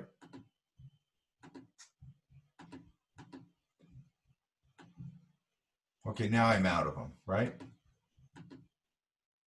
Yeah. I actually uploaded one to the drive. But you uploaded it late, correct? Yeah. I couldn't find it, sorry. It's always under announcements. There's a folder. You just click the thing and drag it in. Correct? Sorry, that's not how I do it, but yeah, sure. Yeah, sorry. That's how you should do it, because that's why I put the link there, because all you have to do is just go there and click it and drag it in. Right? That's why I do that. I want it to be simple. Right? Yeah. Let me see what I got. And then I still need you to check mine, Mike. I still need you to check my stuff that I sent you. Let me look that up. Because if you send it to me, it should be on my computer. Denise. And that's the name on it, right? Yeah, it's from the email should just be Denise Reese. Is that how you pronounce your name? Denise Reese, yeah. Oh, you sent it to me in an email? I sent it through email, through Canvas, and then I tried the Google Docs thing because, yeah, I wasn't going through one, so I was like, I'll try it in all the systems to see which one you get it in. Well, why would it not go up in the Google Drive? Because, I just tried the Google a couple days ago with the docs. I wasn't sure if it actually went through or not, but the first day it was on Canvas, but then you emailed me, told me to email you it. Oh, so I told you to. Yeah, so then I did that, and then the other day I tried doing Google Docs, and I'm hoping it went through, so. Let me see if it's in my email.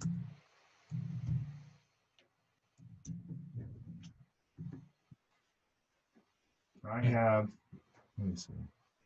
I have some stuff from you, or I have emails from you.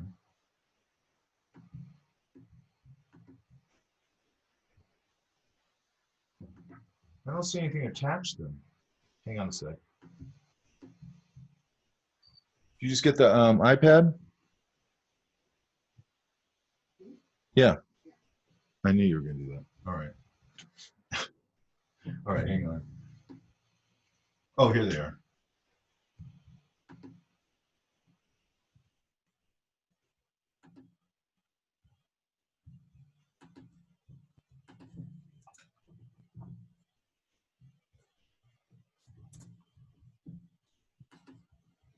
Let's see if they downloaded.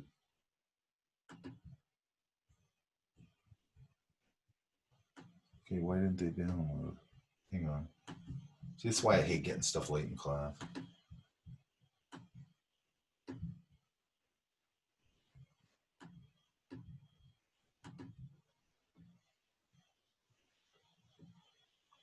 Why aren't these downloading?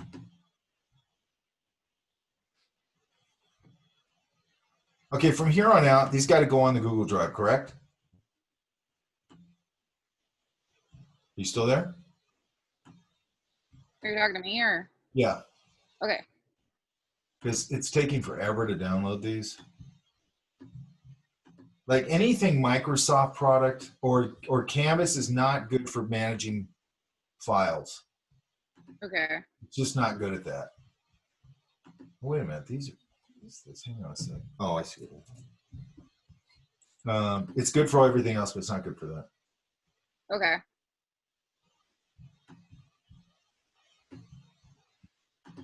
And anything Microsoft sucks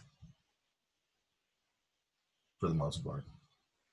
Yeah, I've only used Canvas. No one's showed me how to use the Google Docs, and I tried over the It's weekend, not, but it's I not didn't. Google Docs, it's a drive, and all it is that Word, that folder, as long as you're signed into Google, all you have to do is drag it in there. That's it. Okay, so I'm gonna try to get. There's nothing to learn with it other than you just got to be signed in. Okay. But that's why I use it. It's very simple. I can just go in there, and it's letting me download the whole folder again now.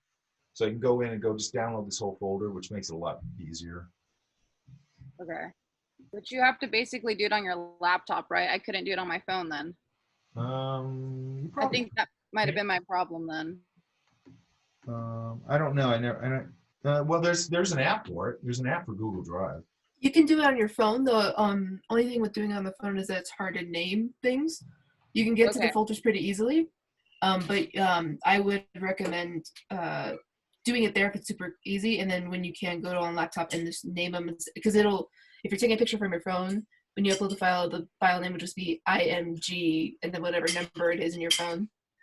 You can go in a computer and rename it. It's easier there.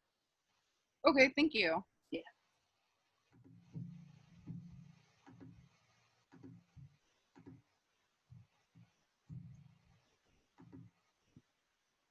These are all upside down.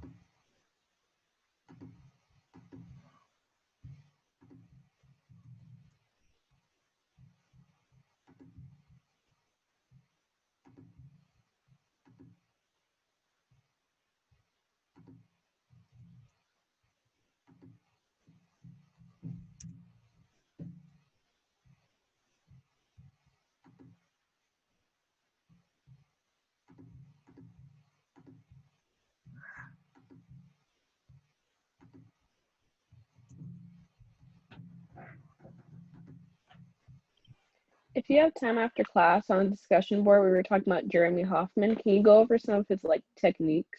Actually, yeah, let me kind of put that together a bit.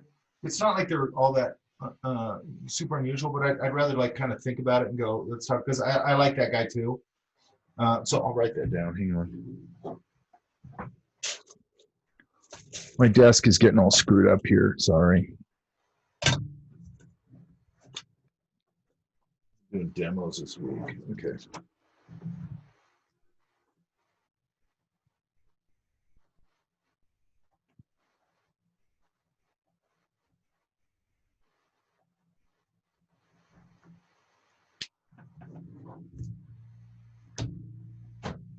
Okay. All right, so what am I looking at here? For the first one, it's just basically her holding her alligator, and she's in class, and the teacher is kind of like wondering what's going on, and then the students are all raising their hands because they're excited and have questions. What's this one here too? That one is the person's on the floor showing the teacher the alligator, but the teacher's scared, so she's looking away and looking at the class. Okay, what's going on here? They're actually like doing a duet. They're singing. He's playing the guitar, and the kid is like amazed and shocked at the same time. And what's going on here? They're doing double dutch. Oh, okay. Yeah.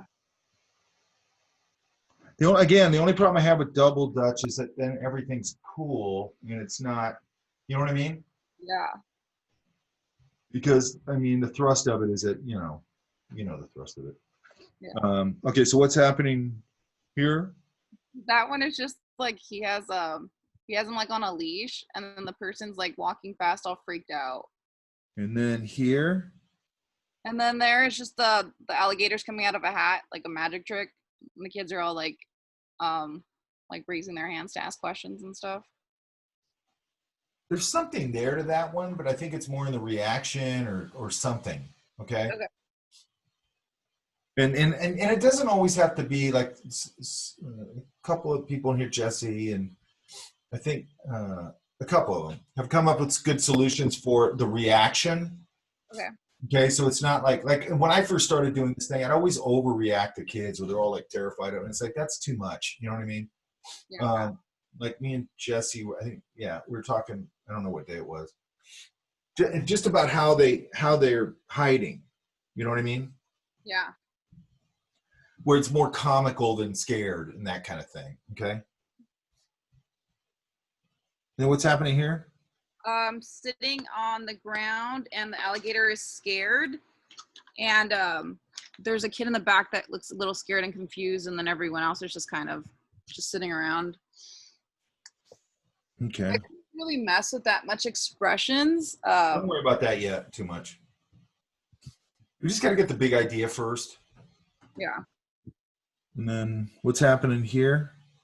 They're just in the playground for the first one, but I was kind of running out of ideas, so it was just random. That's stuff. why I want to keep pushing you on how many thumbnails you do, because I want you to, walk away from it, come back to it, and just keep, And look, we all run out of ammunition at some point, okay? What's this one here? That one, the students coming in with the alligator in like a carriage, a baby carriage, and then the kids pointing like, "What the heck is going on?" The teacher looks confused. She looks scared and confused because There's another prop hat in here. yeah. Do you guys know Oliver? I don't think so. He always wears those bully hats. You know, the ones that have the points. You guys know what I'm talking about? You guys ever seen them in those old? Old illustrate. It's like the like Jughead spikes? thing, like Yeah, from the Archie. hat's like this. Looks like this. And like in old movies and stuff like that, that was always like the bully always wore that hat. I don't know why, but I don't know where he found it at, but he always wore that hat. And I go, that's a trip. And I forgot what it's called. It's got a name. I forgot the name of it. And he goes, I'm bringing it back. He goes, I want to bring these hats back. And I go, that's cool. Hey, is this Oliver from OSHA? I don't know. Real 'Cause scary. I have my old classmate from OSHA. His name is Oliver, and he always wore those hats. It's got to be. It's got to be. Yeah. Was he real skinny?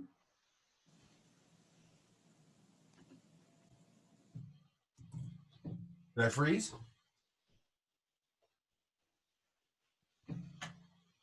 Did I freeze you guys? No. Oh, you're good. Okay, so what's happening here?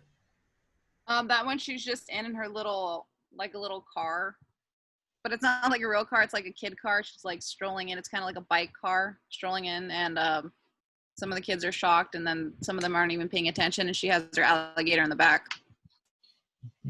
It's starting to get away from the text a little bit. What's this one here?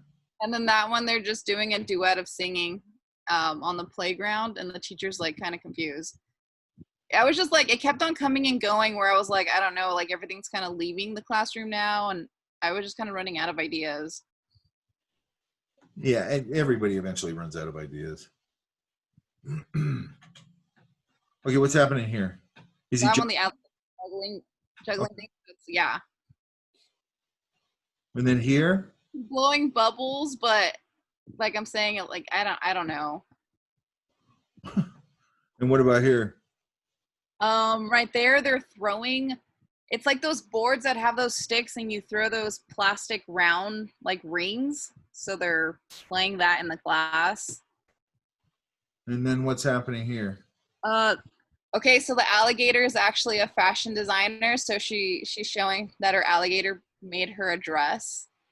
Like I was thinking of everything. I was like, well, what do kids do? What's in a classroom? Like, Yeah, always keep first and foremost in your mind the text. yeah, Right? Now you can go off on those tangents, and that's fine. yeah, But you got to keep that first and foremost. What's this text saying? And then this image has to.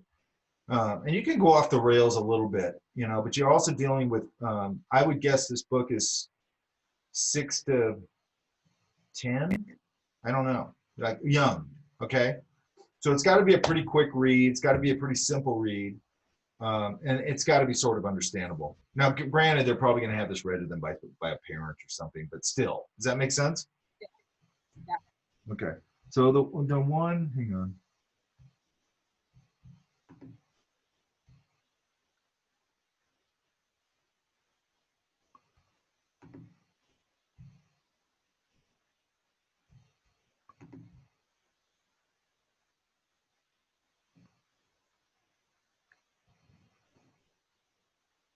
So how does a teacher, I mean, maybe there's something here, because that could be a fun image. And I think, you know, if you just get maybe the right reaction from the teacher or something, or maybe the teacher's even looking out from the classroom window at all the kids doing this and just looks kind of annoyed, that'd probably be enough. Does that make sense? Yeah. But that'd actually probably be enough. I don't think you need to overdo that part of it. It's just that, like, this thing's annoying. You know, he's here, you know. I would probably try and develop that one up. Okay. So try different, you got to stage it. Okay. Okay.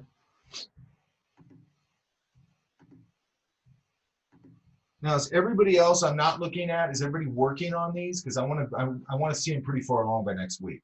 Yeah? Okay. Hang on. Because I didn't have that many. Okay. So next week you want them to the point where they're like ready to transfer? I'm going to give you one more. I want to have one more class before we do that. And the okay, so the way I transfer you guys is, okay, what I'm going to want at some point, and this is a real typical way to work. And I'm using the same doodle I used for that inking thing, but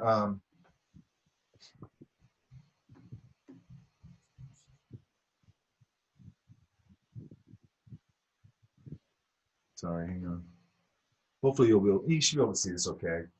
If not, you'll get the gist of it. And a lot of times it'll go clear when I put it up. Anyway, you guys can see that, right? That's pretty clear, right? Yeah? Yeah.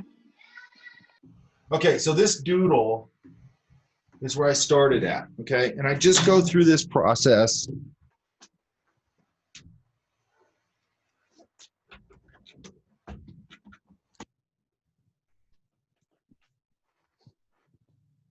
Of clarifying. Does that make sense? By the way, I got to figure out when this thing goes on YouTube, this part of it will flip. So I got to figure that out. But anyway. And anyway, so I started taking trace.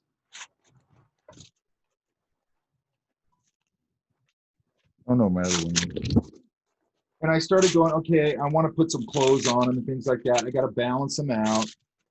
And I start going over this on this, and I start doing that over this on this. And this is a lot of times where I'm using these things, these draft dots.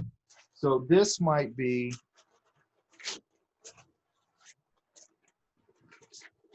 And I'm really sloppy about this because I like being Can sloppy you about close the screen share so we can see the video bigger? What's that?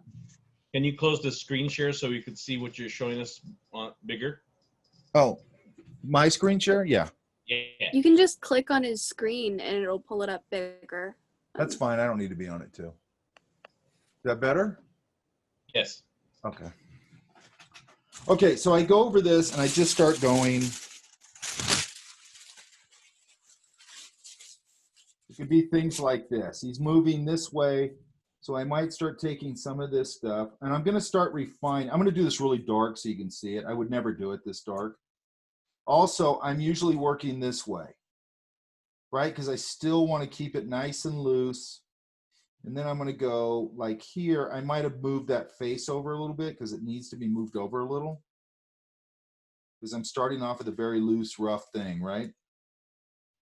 And I'm going to work out little things like how am I going to handle this hair on the ears? I'm going to start balancing things like I pulled this in and pulled that up. And I like to go through here when I'm using pencil. And I like a lot of, this is just me, okay, you guys? I like to come in here. I'm going to swing this arm back. That arm should be swinging a little bit like that. Can you guys see that? Yeah? Yeah. Okay, so what I'm thinking, I'll show you when I'm back on camera. I like to work this way for a long time. And then what I tend to do is I start going into this interior a little bit.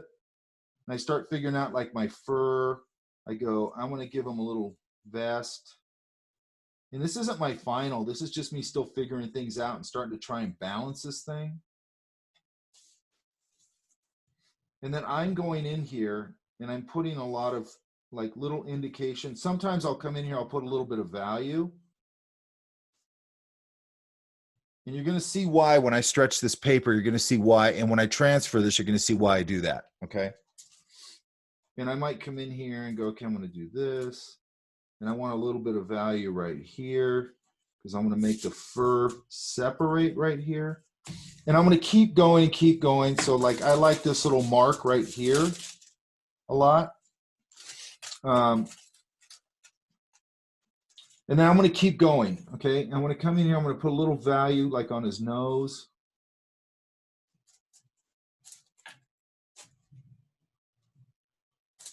And then I'll turn this way a little bit when I want to get a little more clarity and really punch my line, okay? Or something like an eyelash or something like that, okay?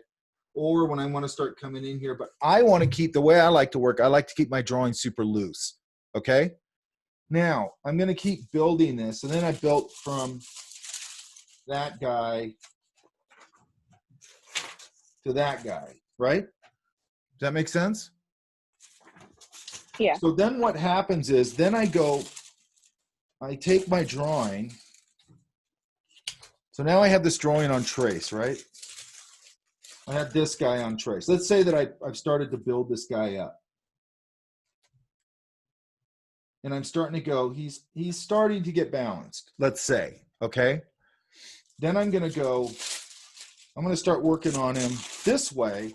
And why am I doing that? Because I can already see right here it's unbalanced. When I flip it, it's like looking at it in the mirror. So now I can see it unbalanced, or how it's unbalanced. Does that make sense? Yeah? Yeah. Okay. Yeah. Then I'm going to take another piece of trace and I'm going to work over it backwards. Okay, I'm doing that for two reasons. And I'm just going to do this fast, okay? I'm doing this for two reasons. A, I want to balance out this drawing, okay? And if I flip it and work on it this way, and I get everything that's unbalanced balanced backwards, I'm going to have a pretty balanced drawing because I'm working on it both ways. Does that make sense? Because when you flip it, you will see what's unbalanced about it. And let's just say that I go, okay, this is my guy. And I'm going to put some darks in here, and then I'll work his eyes into here. And maybe I'll put some value there. I don't overdo the value. I'm going to go into this interior.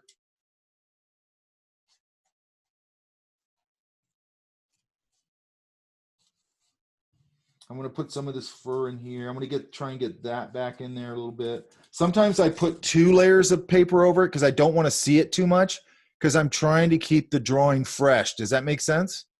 My whole process is trying to keep this drawing fresh, okay, and loose. And I want to keep like these, like cool interior things I do like that, or whatever I do, okay? So if I do some little indication of fur, like let's say I put something here, whatever, and I start coming in here and I do these little things. And so let's pretend that I built up a decent drawing, okay? I'm not sure if this will do this on the surface, but I think it will. And I got that, and I'm just, you know, and I actually only take it to where I think it's, where it feels finished to me, okay? I don't want to go in here and outline every outline. I'm still going by my lights here, and some of my line quality is based on that. My shadow values are based on that. I might put another fur thing here, you know, and let this go into shadow. Now, here's the thing that I like about doing this way. So now I've got a backwards drawing, correct? Right? Everybody get that? Okay. What I always hated about transferring drawings, like sometimes they did, so you said, what is it called? That grid method, that's horrible. Transferring with a transfer paper, I don't like it. Now, if it works for you guys, it's fine. But what I hate about that is if when I get a drawing that I actually like, I have to try and recreate it, which is never going to happen. Like all these cool little marks I made in here, I'm going to lose them all, okay? Because now I have to go back in and I have to sort of transfer this thing in some kind of really rigid kind of way.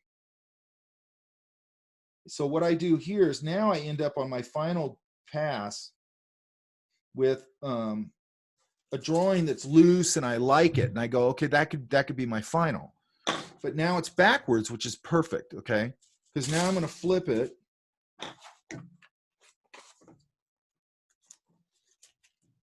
I'm going to tape it. And this would be on my watercolor paper. Then I'm going to get like 2 sheets of trace. Let's put down one more.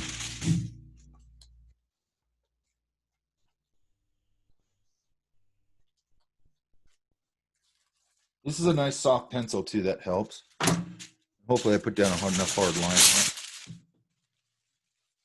I usually put 2 sheets of this because if I rip one, I got another one. It doesn't tear up the drawing. And then I get a cheap pencil. It's about the only time I use a cheap pencil. That's why I have these in here, okay? Crappy yellow pencils, right? And then this isn't very sharp. Oops.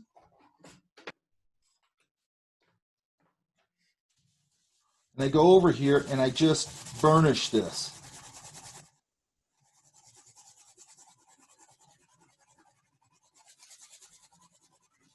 And the reason I like that is I can see where I've been. Does that make sense? Right?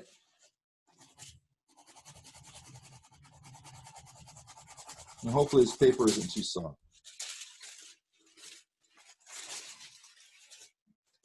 I just go through the drawing, and then it starts transferring my drawing. Do you guys see that? So what I get now is I get on my watercolor paper, this one's a little light. Usually I burnish it down a little nicer, but and usually my line's a little heavier, so it transfers nice. And then what I do is now I got it on my watercolor paper. I've got my nice, loose, spontaneous, beautiful drawing exactly the way I drew it. Does that make sense? And it's even in the pencil that I'm going to use. So now I've got it on my watercolor paper, and I usually go, because I come back in here now and I go, oh, I'm going to pull this out a little bit. I want to kind of reinforce this line a little bit. And then again, I come back in this way and I start going, oh, I'm going to reinforce that. And I'll come back in and I'll just punch the drawing up a little bit. Does that make sense? Yeah. Hang on.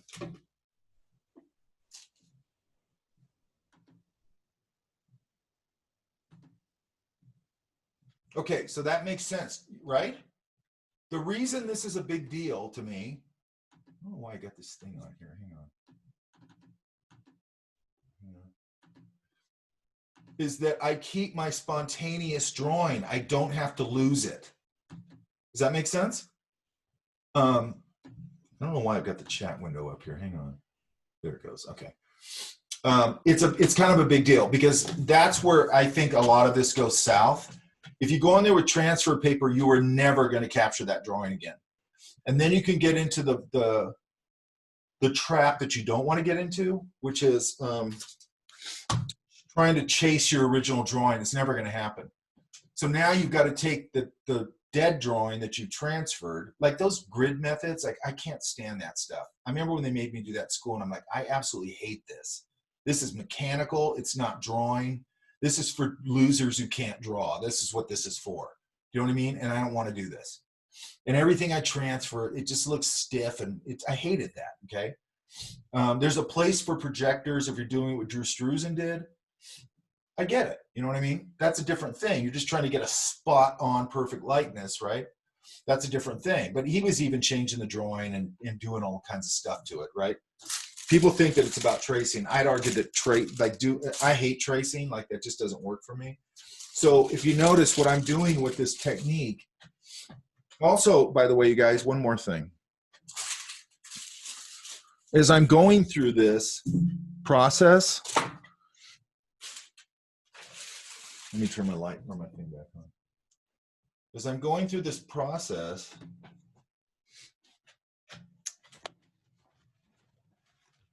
like, you guys can see that okay, right? Yeah. Like, you saw how I changed the arm a little bit, right? So a lot of times what I'll do is, I'm way earlier on in the process than this. Well, this is pretty early on. I might go, I'm going to take this head shape, whatever that is. I might just do a little quick drawing of it, and I'll try moving the heads like a different way, like maybe his head should be down a little bit, and I'll start seeing if those things work. If I like it, then I get another piece of tape or something, and I go, yeah, I like him facing down a little more. Then I tape this here, and this whole thing becomes a scrappy kind of drawing, right? You know, and then I'll go, okay, I kind of like that. And then I'll maybe put another piece of trace over this, and I'll start refining that. Or I take this, and you can put it on a Xerox machine or a scanner, and it'll just eliminate all this paper stuff and put it back on, so it'll look more like this, right? And I might start working over that, right? But I'm doing that all the time where I go, I might just go, and then I'll tear the parts off I don't want. But then I have this arm, like I have this arm down here. So then I might go, I'm just going to fake this. Like, I've got this arm. I might put that on another piece of trace.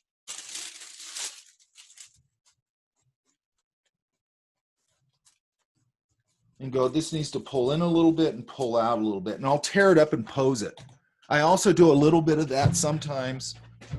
When I scan it and take it into Photoshop, I might tear an arm and move it a little bit before I print it for the final thing. Does that make sense for my final drawing? Does that make sense, you guys? Yeah. And it's weird because what I'm hoping you guys will get to here, because every now and then I'll get a student, and they go, why don't you just do that in Photoshop? And I go, you don't get it. You know what I mean? It's like, if you think this is the same as working in Photoshop, dude, you don't get it. Sorry, it's a different thing. And like, when you're tearing little pieces up and trying little things and everything, and I always tell people, it's like, okay, yeah, you can do this in Photoshop. I'm not saying that you're not going to later on in this class and things like that. I'm not saying that. Well, and then I was telling them, they go, well, it's way faster. I go, dude, I can kick your ass. You can be on Photoshop. I can kick your ass with this technique, and I'll end up with a finished watercolor painting before you finish a digital painting. Okay?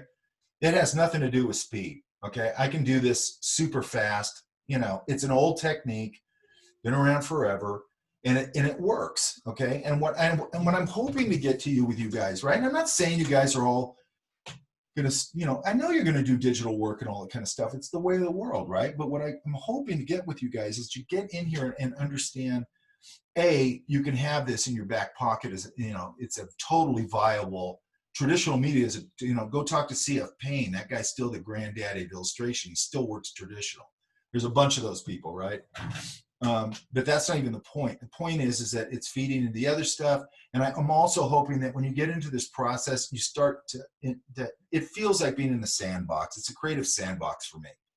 Okay. And I love tearing the paper apart, making drawings and all that stuff. And there's something about it for me that feels much more tangible. When I make a really cool drawing or something on paper, it's real. Does that make sense? It's just real. It's like, there's no BS in that, man. That's just a good drawing. I didn't use any digital techniques. I didn't use any of that stuff. This is just good drawing, good illustration, good design, all that stuff. But beyond that, I just want you guys to get in there and start tearing it up and playing around and having some fun with it. Does that make sense? It's important, you guys. I want you to have fun. I'm built into this class, room to fail. Now, that doesn't mean I want you to fail, but it means that I know this is actually pretty complex stuff, okay, if you haven't done it before. I know you're in a learning curve, and I know you have to have some room to try things and fail. Does that make sense? And part of the reason I want to build in a little bit of room to fail is I want you to have fun. I don't want you just crapping your pants like I did when I was doing projects at Art Center. And it's not that I didn't have fun, but man, it was just such high stakes, you know what I mean? And these people would just tear you to pieces when you go into a crit, You go in there going, oh shit, And I don't want that, okay? I want you guys to work really super hard and have fun at the same time, because those two things are not mutually exclusive. Does that make sense? Hard work and fun are not mutually exclusive. They can, especially in this world, in the art world, whatever you want to call it, whatever kind of work you ever start doing, it should be fun. Otherwise, there's no point in doing it, right? You'll have jobs maybe once in a while that aren't fun, but then always go. Whenever my career mantra was like, if I'm not having fun, I'm splitting. You know what I mean? And I only didn't do that once, and I got super depressed. I had one job I really didn't like, and I stayed there too long. And after a while, I was like, I got to get out of here. I'm going to shoot myself. I can't take this. You know what I mean? Don't do that. But anyway, it's mostly fun, okay? Most of my career has just been fun, still fun, right? Okay, does everybody understand that now? Now I don't expect you to get all the way down that road yet. By the way, you could do that with graphite, but I would use and by the way, it works really good on this type of paper because this is an ultra smooth paper, right? That releases the graphite or whatever you're using very easily. Does that make sense? So it really works nice on this, but if you're going to do it with graphite, then I'd do it with probably at least a 2B, because it's soft and it's going to leave a lot of graphite. Does that make sense? Like if you used a really hard pencil, it's not going to it doesn't leave that much material on the surface for you to transfer. These transfer really nice because this is like, I don't know what this is exactly. It's not graphite. It's almost like clay. But this transfers really nice. It's real soft. It's a really soft, creamy pencil. Like when I'm doing this kind of stuff, I keep this thing just razor sharp as long as I can get it. And then I just draw the whole thing like that. And then I can drag it and roll it and push it. Make sure you're doing this, you guys, which I probably talked about. But this a pencil,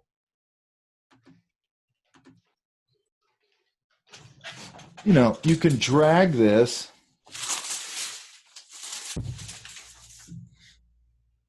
You can roll it. You can get these nice curves, but you can also push it this way and get a lot of nice grassy stuff. You can get fur with it this way. Look at all the different kinds of lines I can get pushing it, okay? Hey, Mike, is that Conte? No, it's I don't know what the material is. Oh, no worries. It's it feels very clay, and it'll dull down pretty quick, but it's real buttery. It's a real buttery pencil, right? Which is what I love. Okay, you put it in that pencil sharpener, man. It'll get a. hang on. It'll get a big old long tapered line. It's like, man, I love doing this technique almost more than anything. I love oil painting and stuff, but oil painting to me, you know, if you're doing it, oil painting to me is painting. I love illustration too, and I love, like, a lot of times I'll start like a painting like, or a illustration like something like this, just because I like to have it on my board, and I just come back to it and play with it, and I drag it out for a long time just because I love playing with it. You know what I mean? And I'll just do it for fun. You know what I mean? Or whatever. You know, because I just love this whole technique. I love this whole technique. I love the whole. It's not just this, just the whole. Coming up with an idea, and then figuring it all out, and then getting all my trace and like throwing it down and drawing all this stuff and then taping stuff on it, trying different poses, and then, you know, transfer it. And every time I transfer, I'm like, that's so cool the way it transfers, just perfect onto this thing. And then I love going back into it on the watercolor and reinforcing it. And then when we stretch the paper, all that warmth off this pencil, it'll just really barely stain the paper a little bit. And it'll suck the pencil back into the paper. So it sort of fixes it without spray fix, right? Because the watercolor paper will suck it into the paper a little bit. And it'll kind of dull the line just a hair. And then I give it a big wash of just barely kiss it with a yellow ochre. And then I'm good to go, right?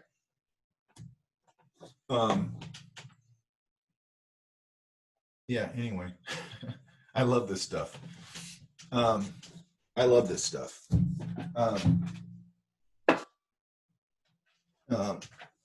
And, you know, anyway, that's all I got for you. But I don't expect anything transferred yet. What I'm trying to do, I'm always trying to give you guys like a little bit of heads up as to where we're going to go. So the next phase of this thing is going to be getting this drawing refined, and then we'll transfer. And I'm going to show you, I'll probably do that on video. I'm going to show you how to stretch your paper, and I'll do that this week. So I'm going to give you a way heads up, because I'd say this week, where are we at? Oh, by what is it? Monday. I want to have your ideas nailed down, and I want you to be in refine mode. Okay. I don't necessarily expect them all finished. If you do, that's great. But I'm expecting I need at least one more pass with you on the drawings. Is that good? Everybody understands what we're doing? Yep. Okay, perfect, you guys. We actually went a little later. I didn't know if I was gonna get through it, because I took a bunch of ibuprofen, so I feel a little better. All right, you guys.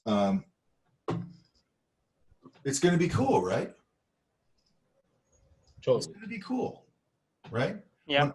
When I was in school, my thing, if somebody would have showed me this stuff, I would have lost my mind. This is what I was after, okay? Like technique, like solid technique and stuff like that. Could be in anything. But I loved all these old illustration techniques and all that kind of stuff. And what I really want you guys to understand is I'm not a traditional versus digital person. I work in both, okay? I do feel this stuff is still really important. I think it's really important. And it also, in my opinion, gives you guys an advantage, because it's a deeper knowledge of what you're doing. Does that make sense? And I understand you're going to go wherever you're going to go, the studios, whatever you're going to do. And you're going to probably work on a Cintiq and all that stuff. But that does, yeah, or you might go, Jesus, I love children's books. Maybe I'm going to go down that path. I tell you right now, besides teaching, I could sit in my studio and just illustrate children's books for the rest of my life, and I'd probably be pretty happy. You know what I mean? Because that hits my sweet spot. You know what I mean? I like that level of, I love doing that kind of illustration, but I also like that kind of storytelling, and I like that we've talked about this probably here, but I like that it creates memories for these kids, and it's a very warm thing. I like warm things. Does that make sense? I don't like all this ugly, dark zombies all falling apart and people killing each other. It's not my thing. You know what I mean? I just want to live in like happy world all the time. If you let me sit at my drawing board and just paint happy stuff, I'd be happy. Okay?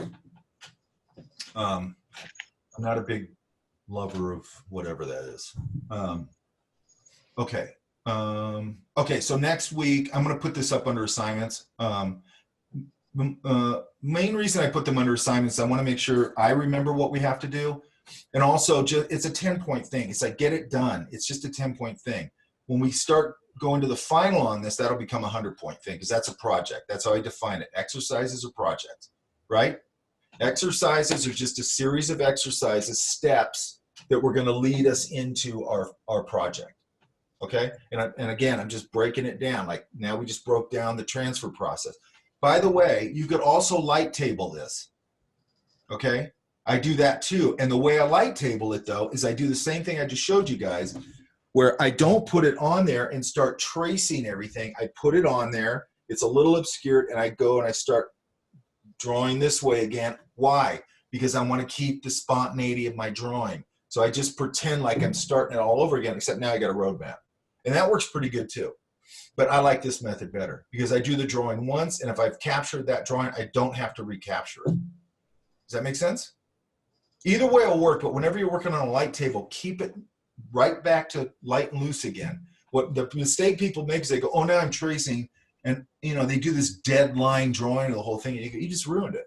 Because the point of this is for the line to marry the color, where it doesn't feel like a line that you filled with color, like a coloring book. It's sort of, they sort of just fade into each other, and neither one's dominating it, and you make a beautiful image that way. And then after that, I'm going to show you a little, when we get to the final of this, I'll show you a little mixed media, and then I'm going to show you a way to sort of just hit it here and there with ink to pop it, okay? And that's the ink part of it's like you can do it or not do it. I just want you guys to know how to do it. And any kind of mixed media stuff. Usually I'll look at it at the end and I go, I need to pop that a little bit, and I didn't save the white, so now I'm going to go with a little bit of gouache, and I'm going to pop a little gouache in there. I need to separate that right there, so I'm going to go in with a little bit of brown ink with a crow quill, and I'm going to separate that. And that's the fine-tuning stuff. Okay? Okay, you guys. I will see you on Monday. Oh, Mike? Yeah. I had one question. I could ask you after. Like, what is it? So, for me, you still haven't approved a sketch, so do you want me to come up with more, or like just email me the ones and I'll email you back by tomorrow. Okay. Okay. And Mike, Yeah. The pencils you were talking about, the Derwent pencils, I think I found them on Amazon. Can you confirm that those are the ones you're using? Because it's kind of hard to tell. They have a lot of You different. can also get them at. By the way, you can use another brown pencil if you want. I just like the. Yeah, that's them. Wait, Derwent. Cool. They're just called Derwent Drawing on the side. So if these have those that looks like it. Those are them. Yeah. Yeah. That's them. I use the terracotta. It's kind of a nice. It's not totally sepia. Sepia is a little more neutral, but it's got a little bit. It's terracotta basically, but it's one that I found that I really like it. Mm-hmm. And they have some nice colors. I think they have like a red ochre. They have this terracotta. Even their black is a little different, and they have nice colors. These aren't like Prismas at all. Okay, I'm not a huge fan of Prisma, but that's just a personal thing. That's what I'm looking for, something other than Prisma. So I instantly was like, I want to try that. Try this. This is a different thing. I don't use them all that much. I use them mostly for this technique. Once in a while, I'll do a drawing with them, and I go, shit, why don't you use this all the time? But when I take it out on location, like if I'm doing that, like if I was doing a drawing at home, I'd use it probably. But on location, they're so soft, they sort of flatten so quick. When you're on location, you got to keep sharpening them. You know what I mean? And they're just a little fussier, and they're fatter. They're a little fatter than a regular pencil, and they got a nice weight to them. Like they got a nice weight in your hand to them. Get sensitive to your tools, you guys. Like, don't ever listen to people and they go, "Oh, doesn't matter what tools you use." Don't listen to that crap. Use good tools when you can afford them and all that. And when you're learning, it's not as important. And people always tell me the Frazetta story. Frazetta used a Mickey Mouse watercolor set, and say, "You ain't Frazetta, dude. So forget it." Okay? None of us are Frazetta. All right? And the other thing with Frazetta, I'll just say this and I'll shut up. If you look at Frazetta's roughs, Frazetta liked to use a muted palette. He probably used that set to do those roughs because it immediately gave him a muted palette. Why? Because cheap watercolor doesn't have a lot of pigment in it. So he's actually using it to his advantage, not his disadvantage. Does that make sense?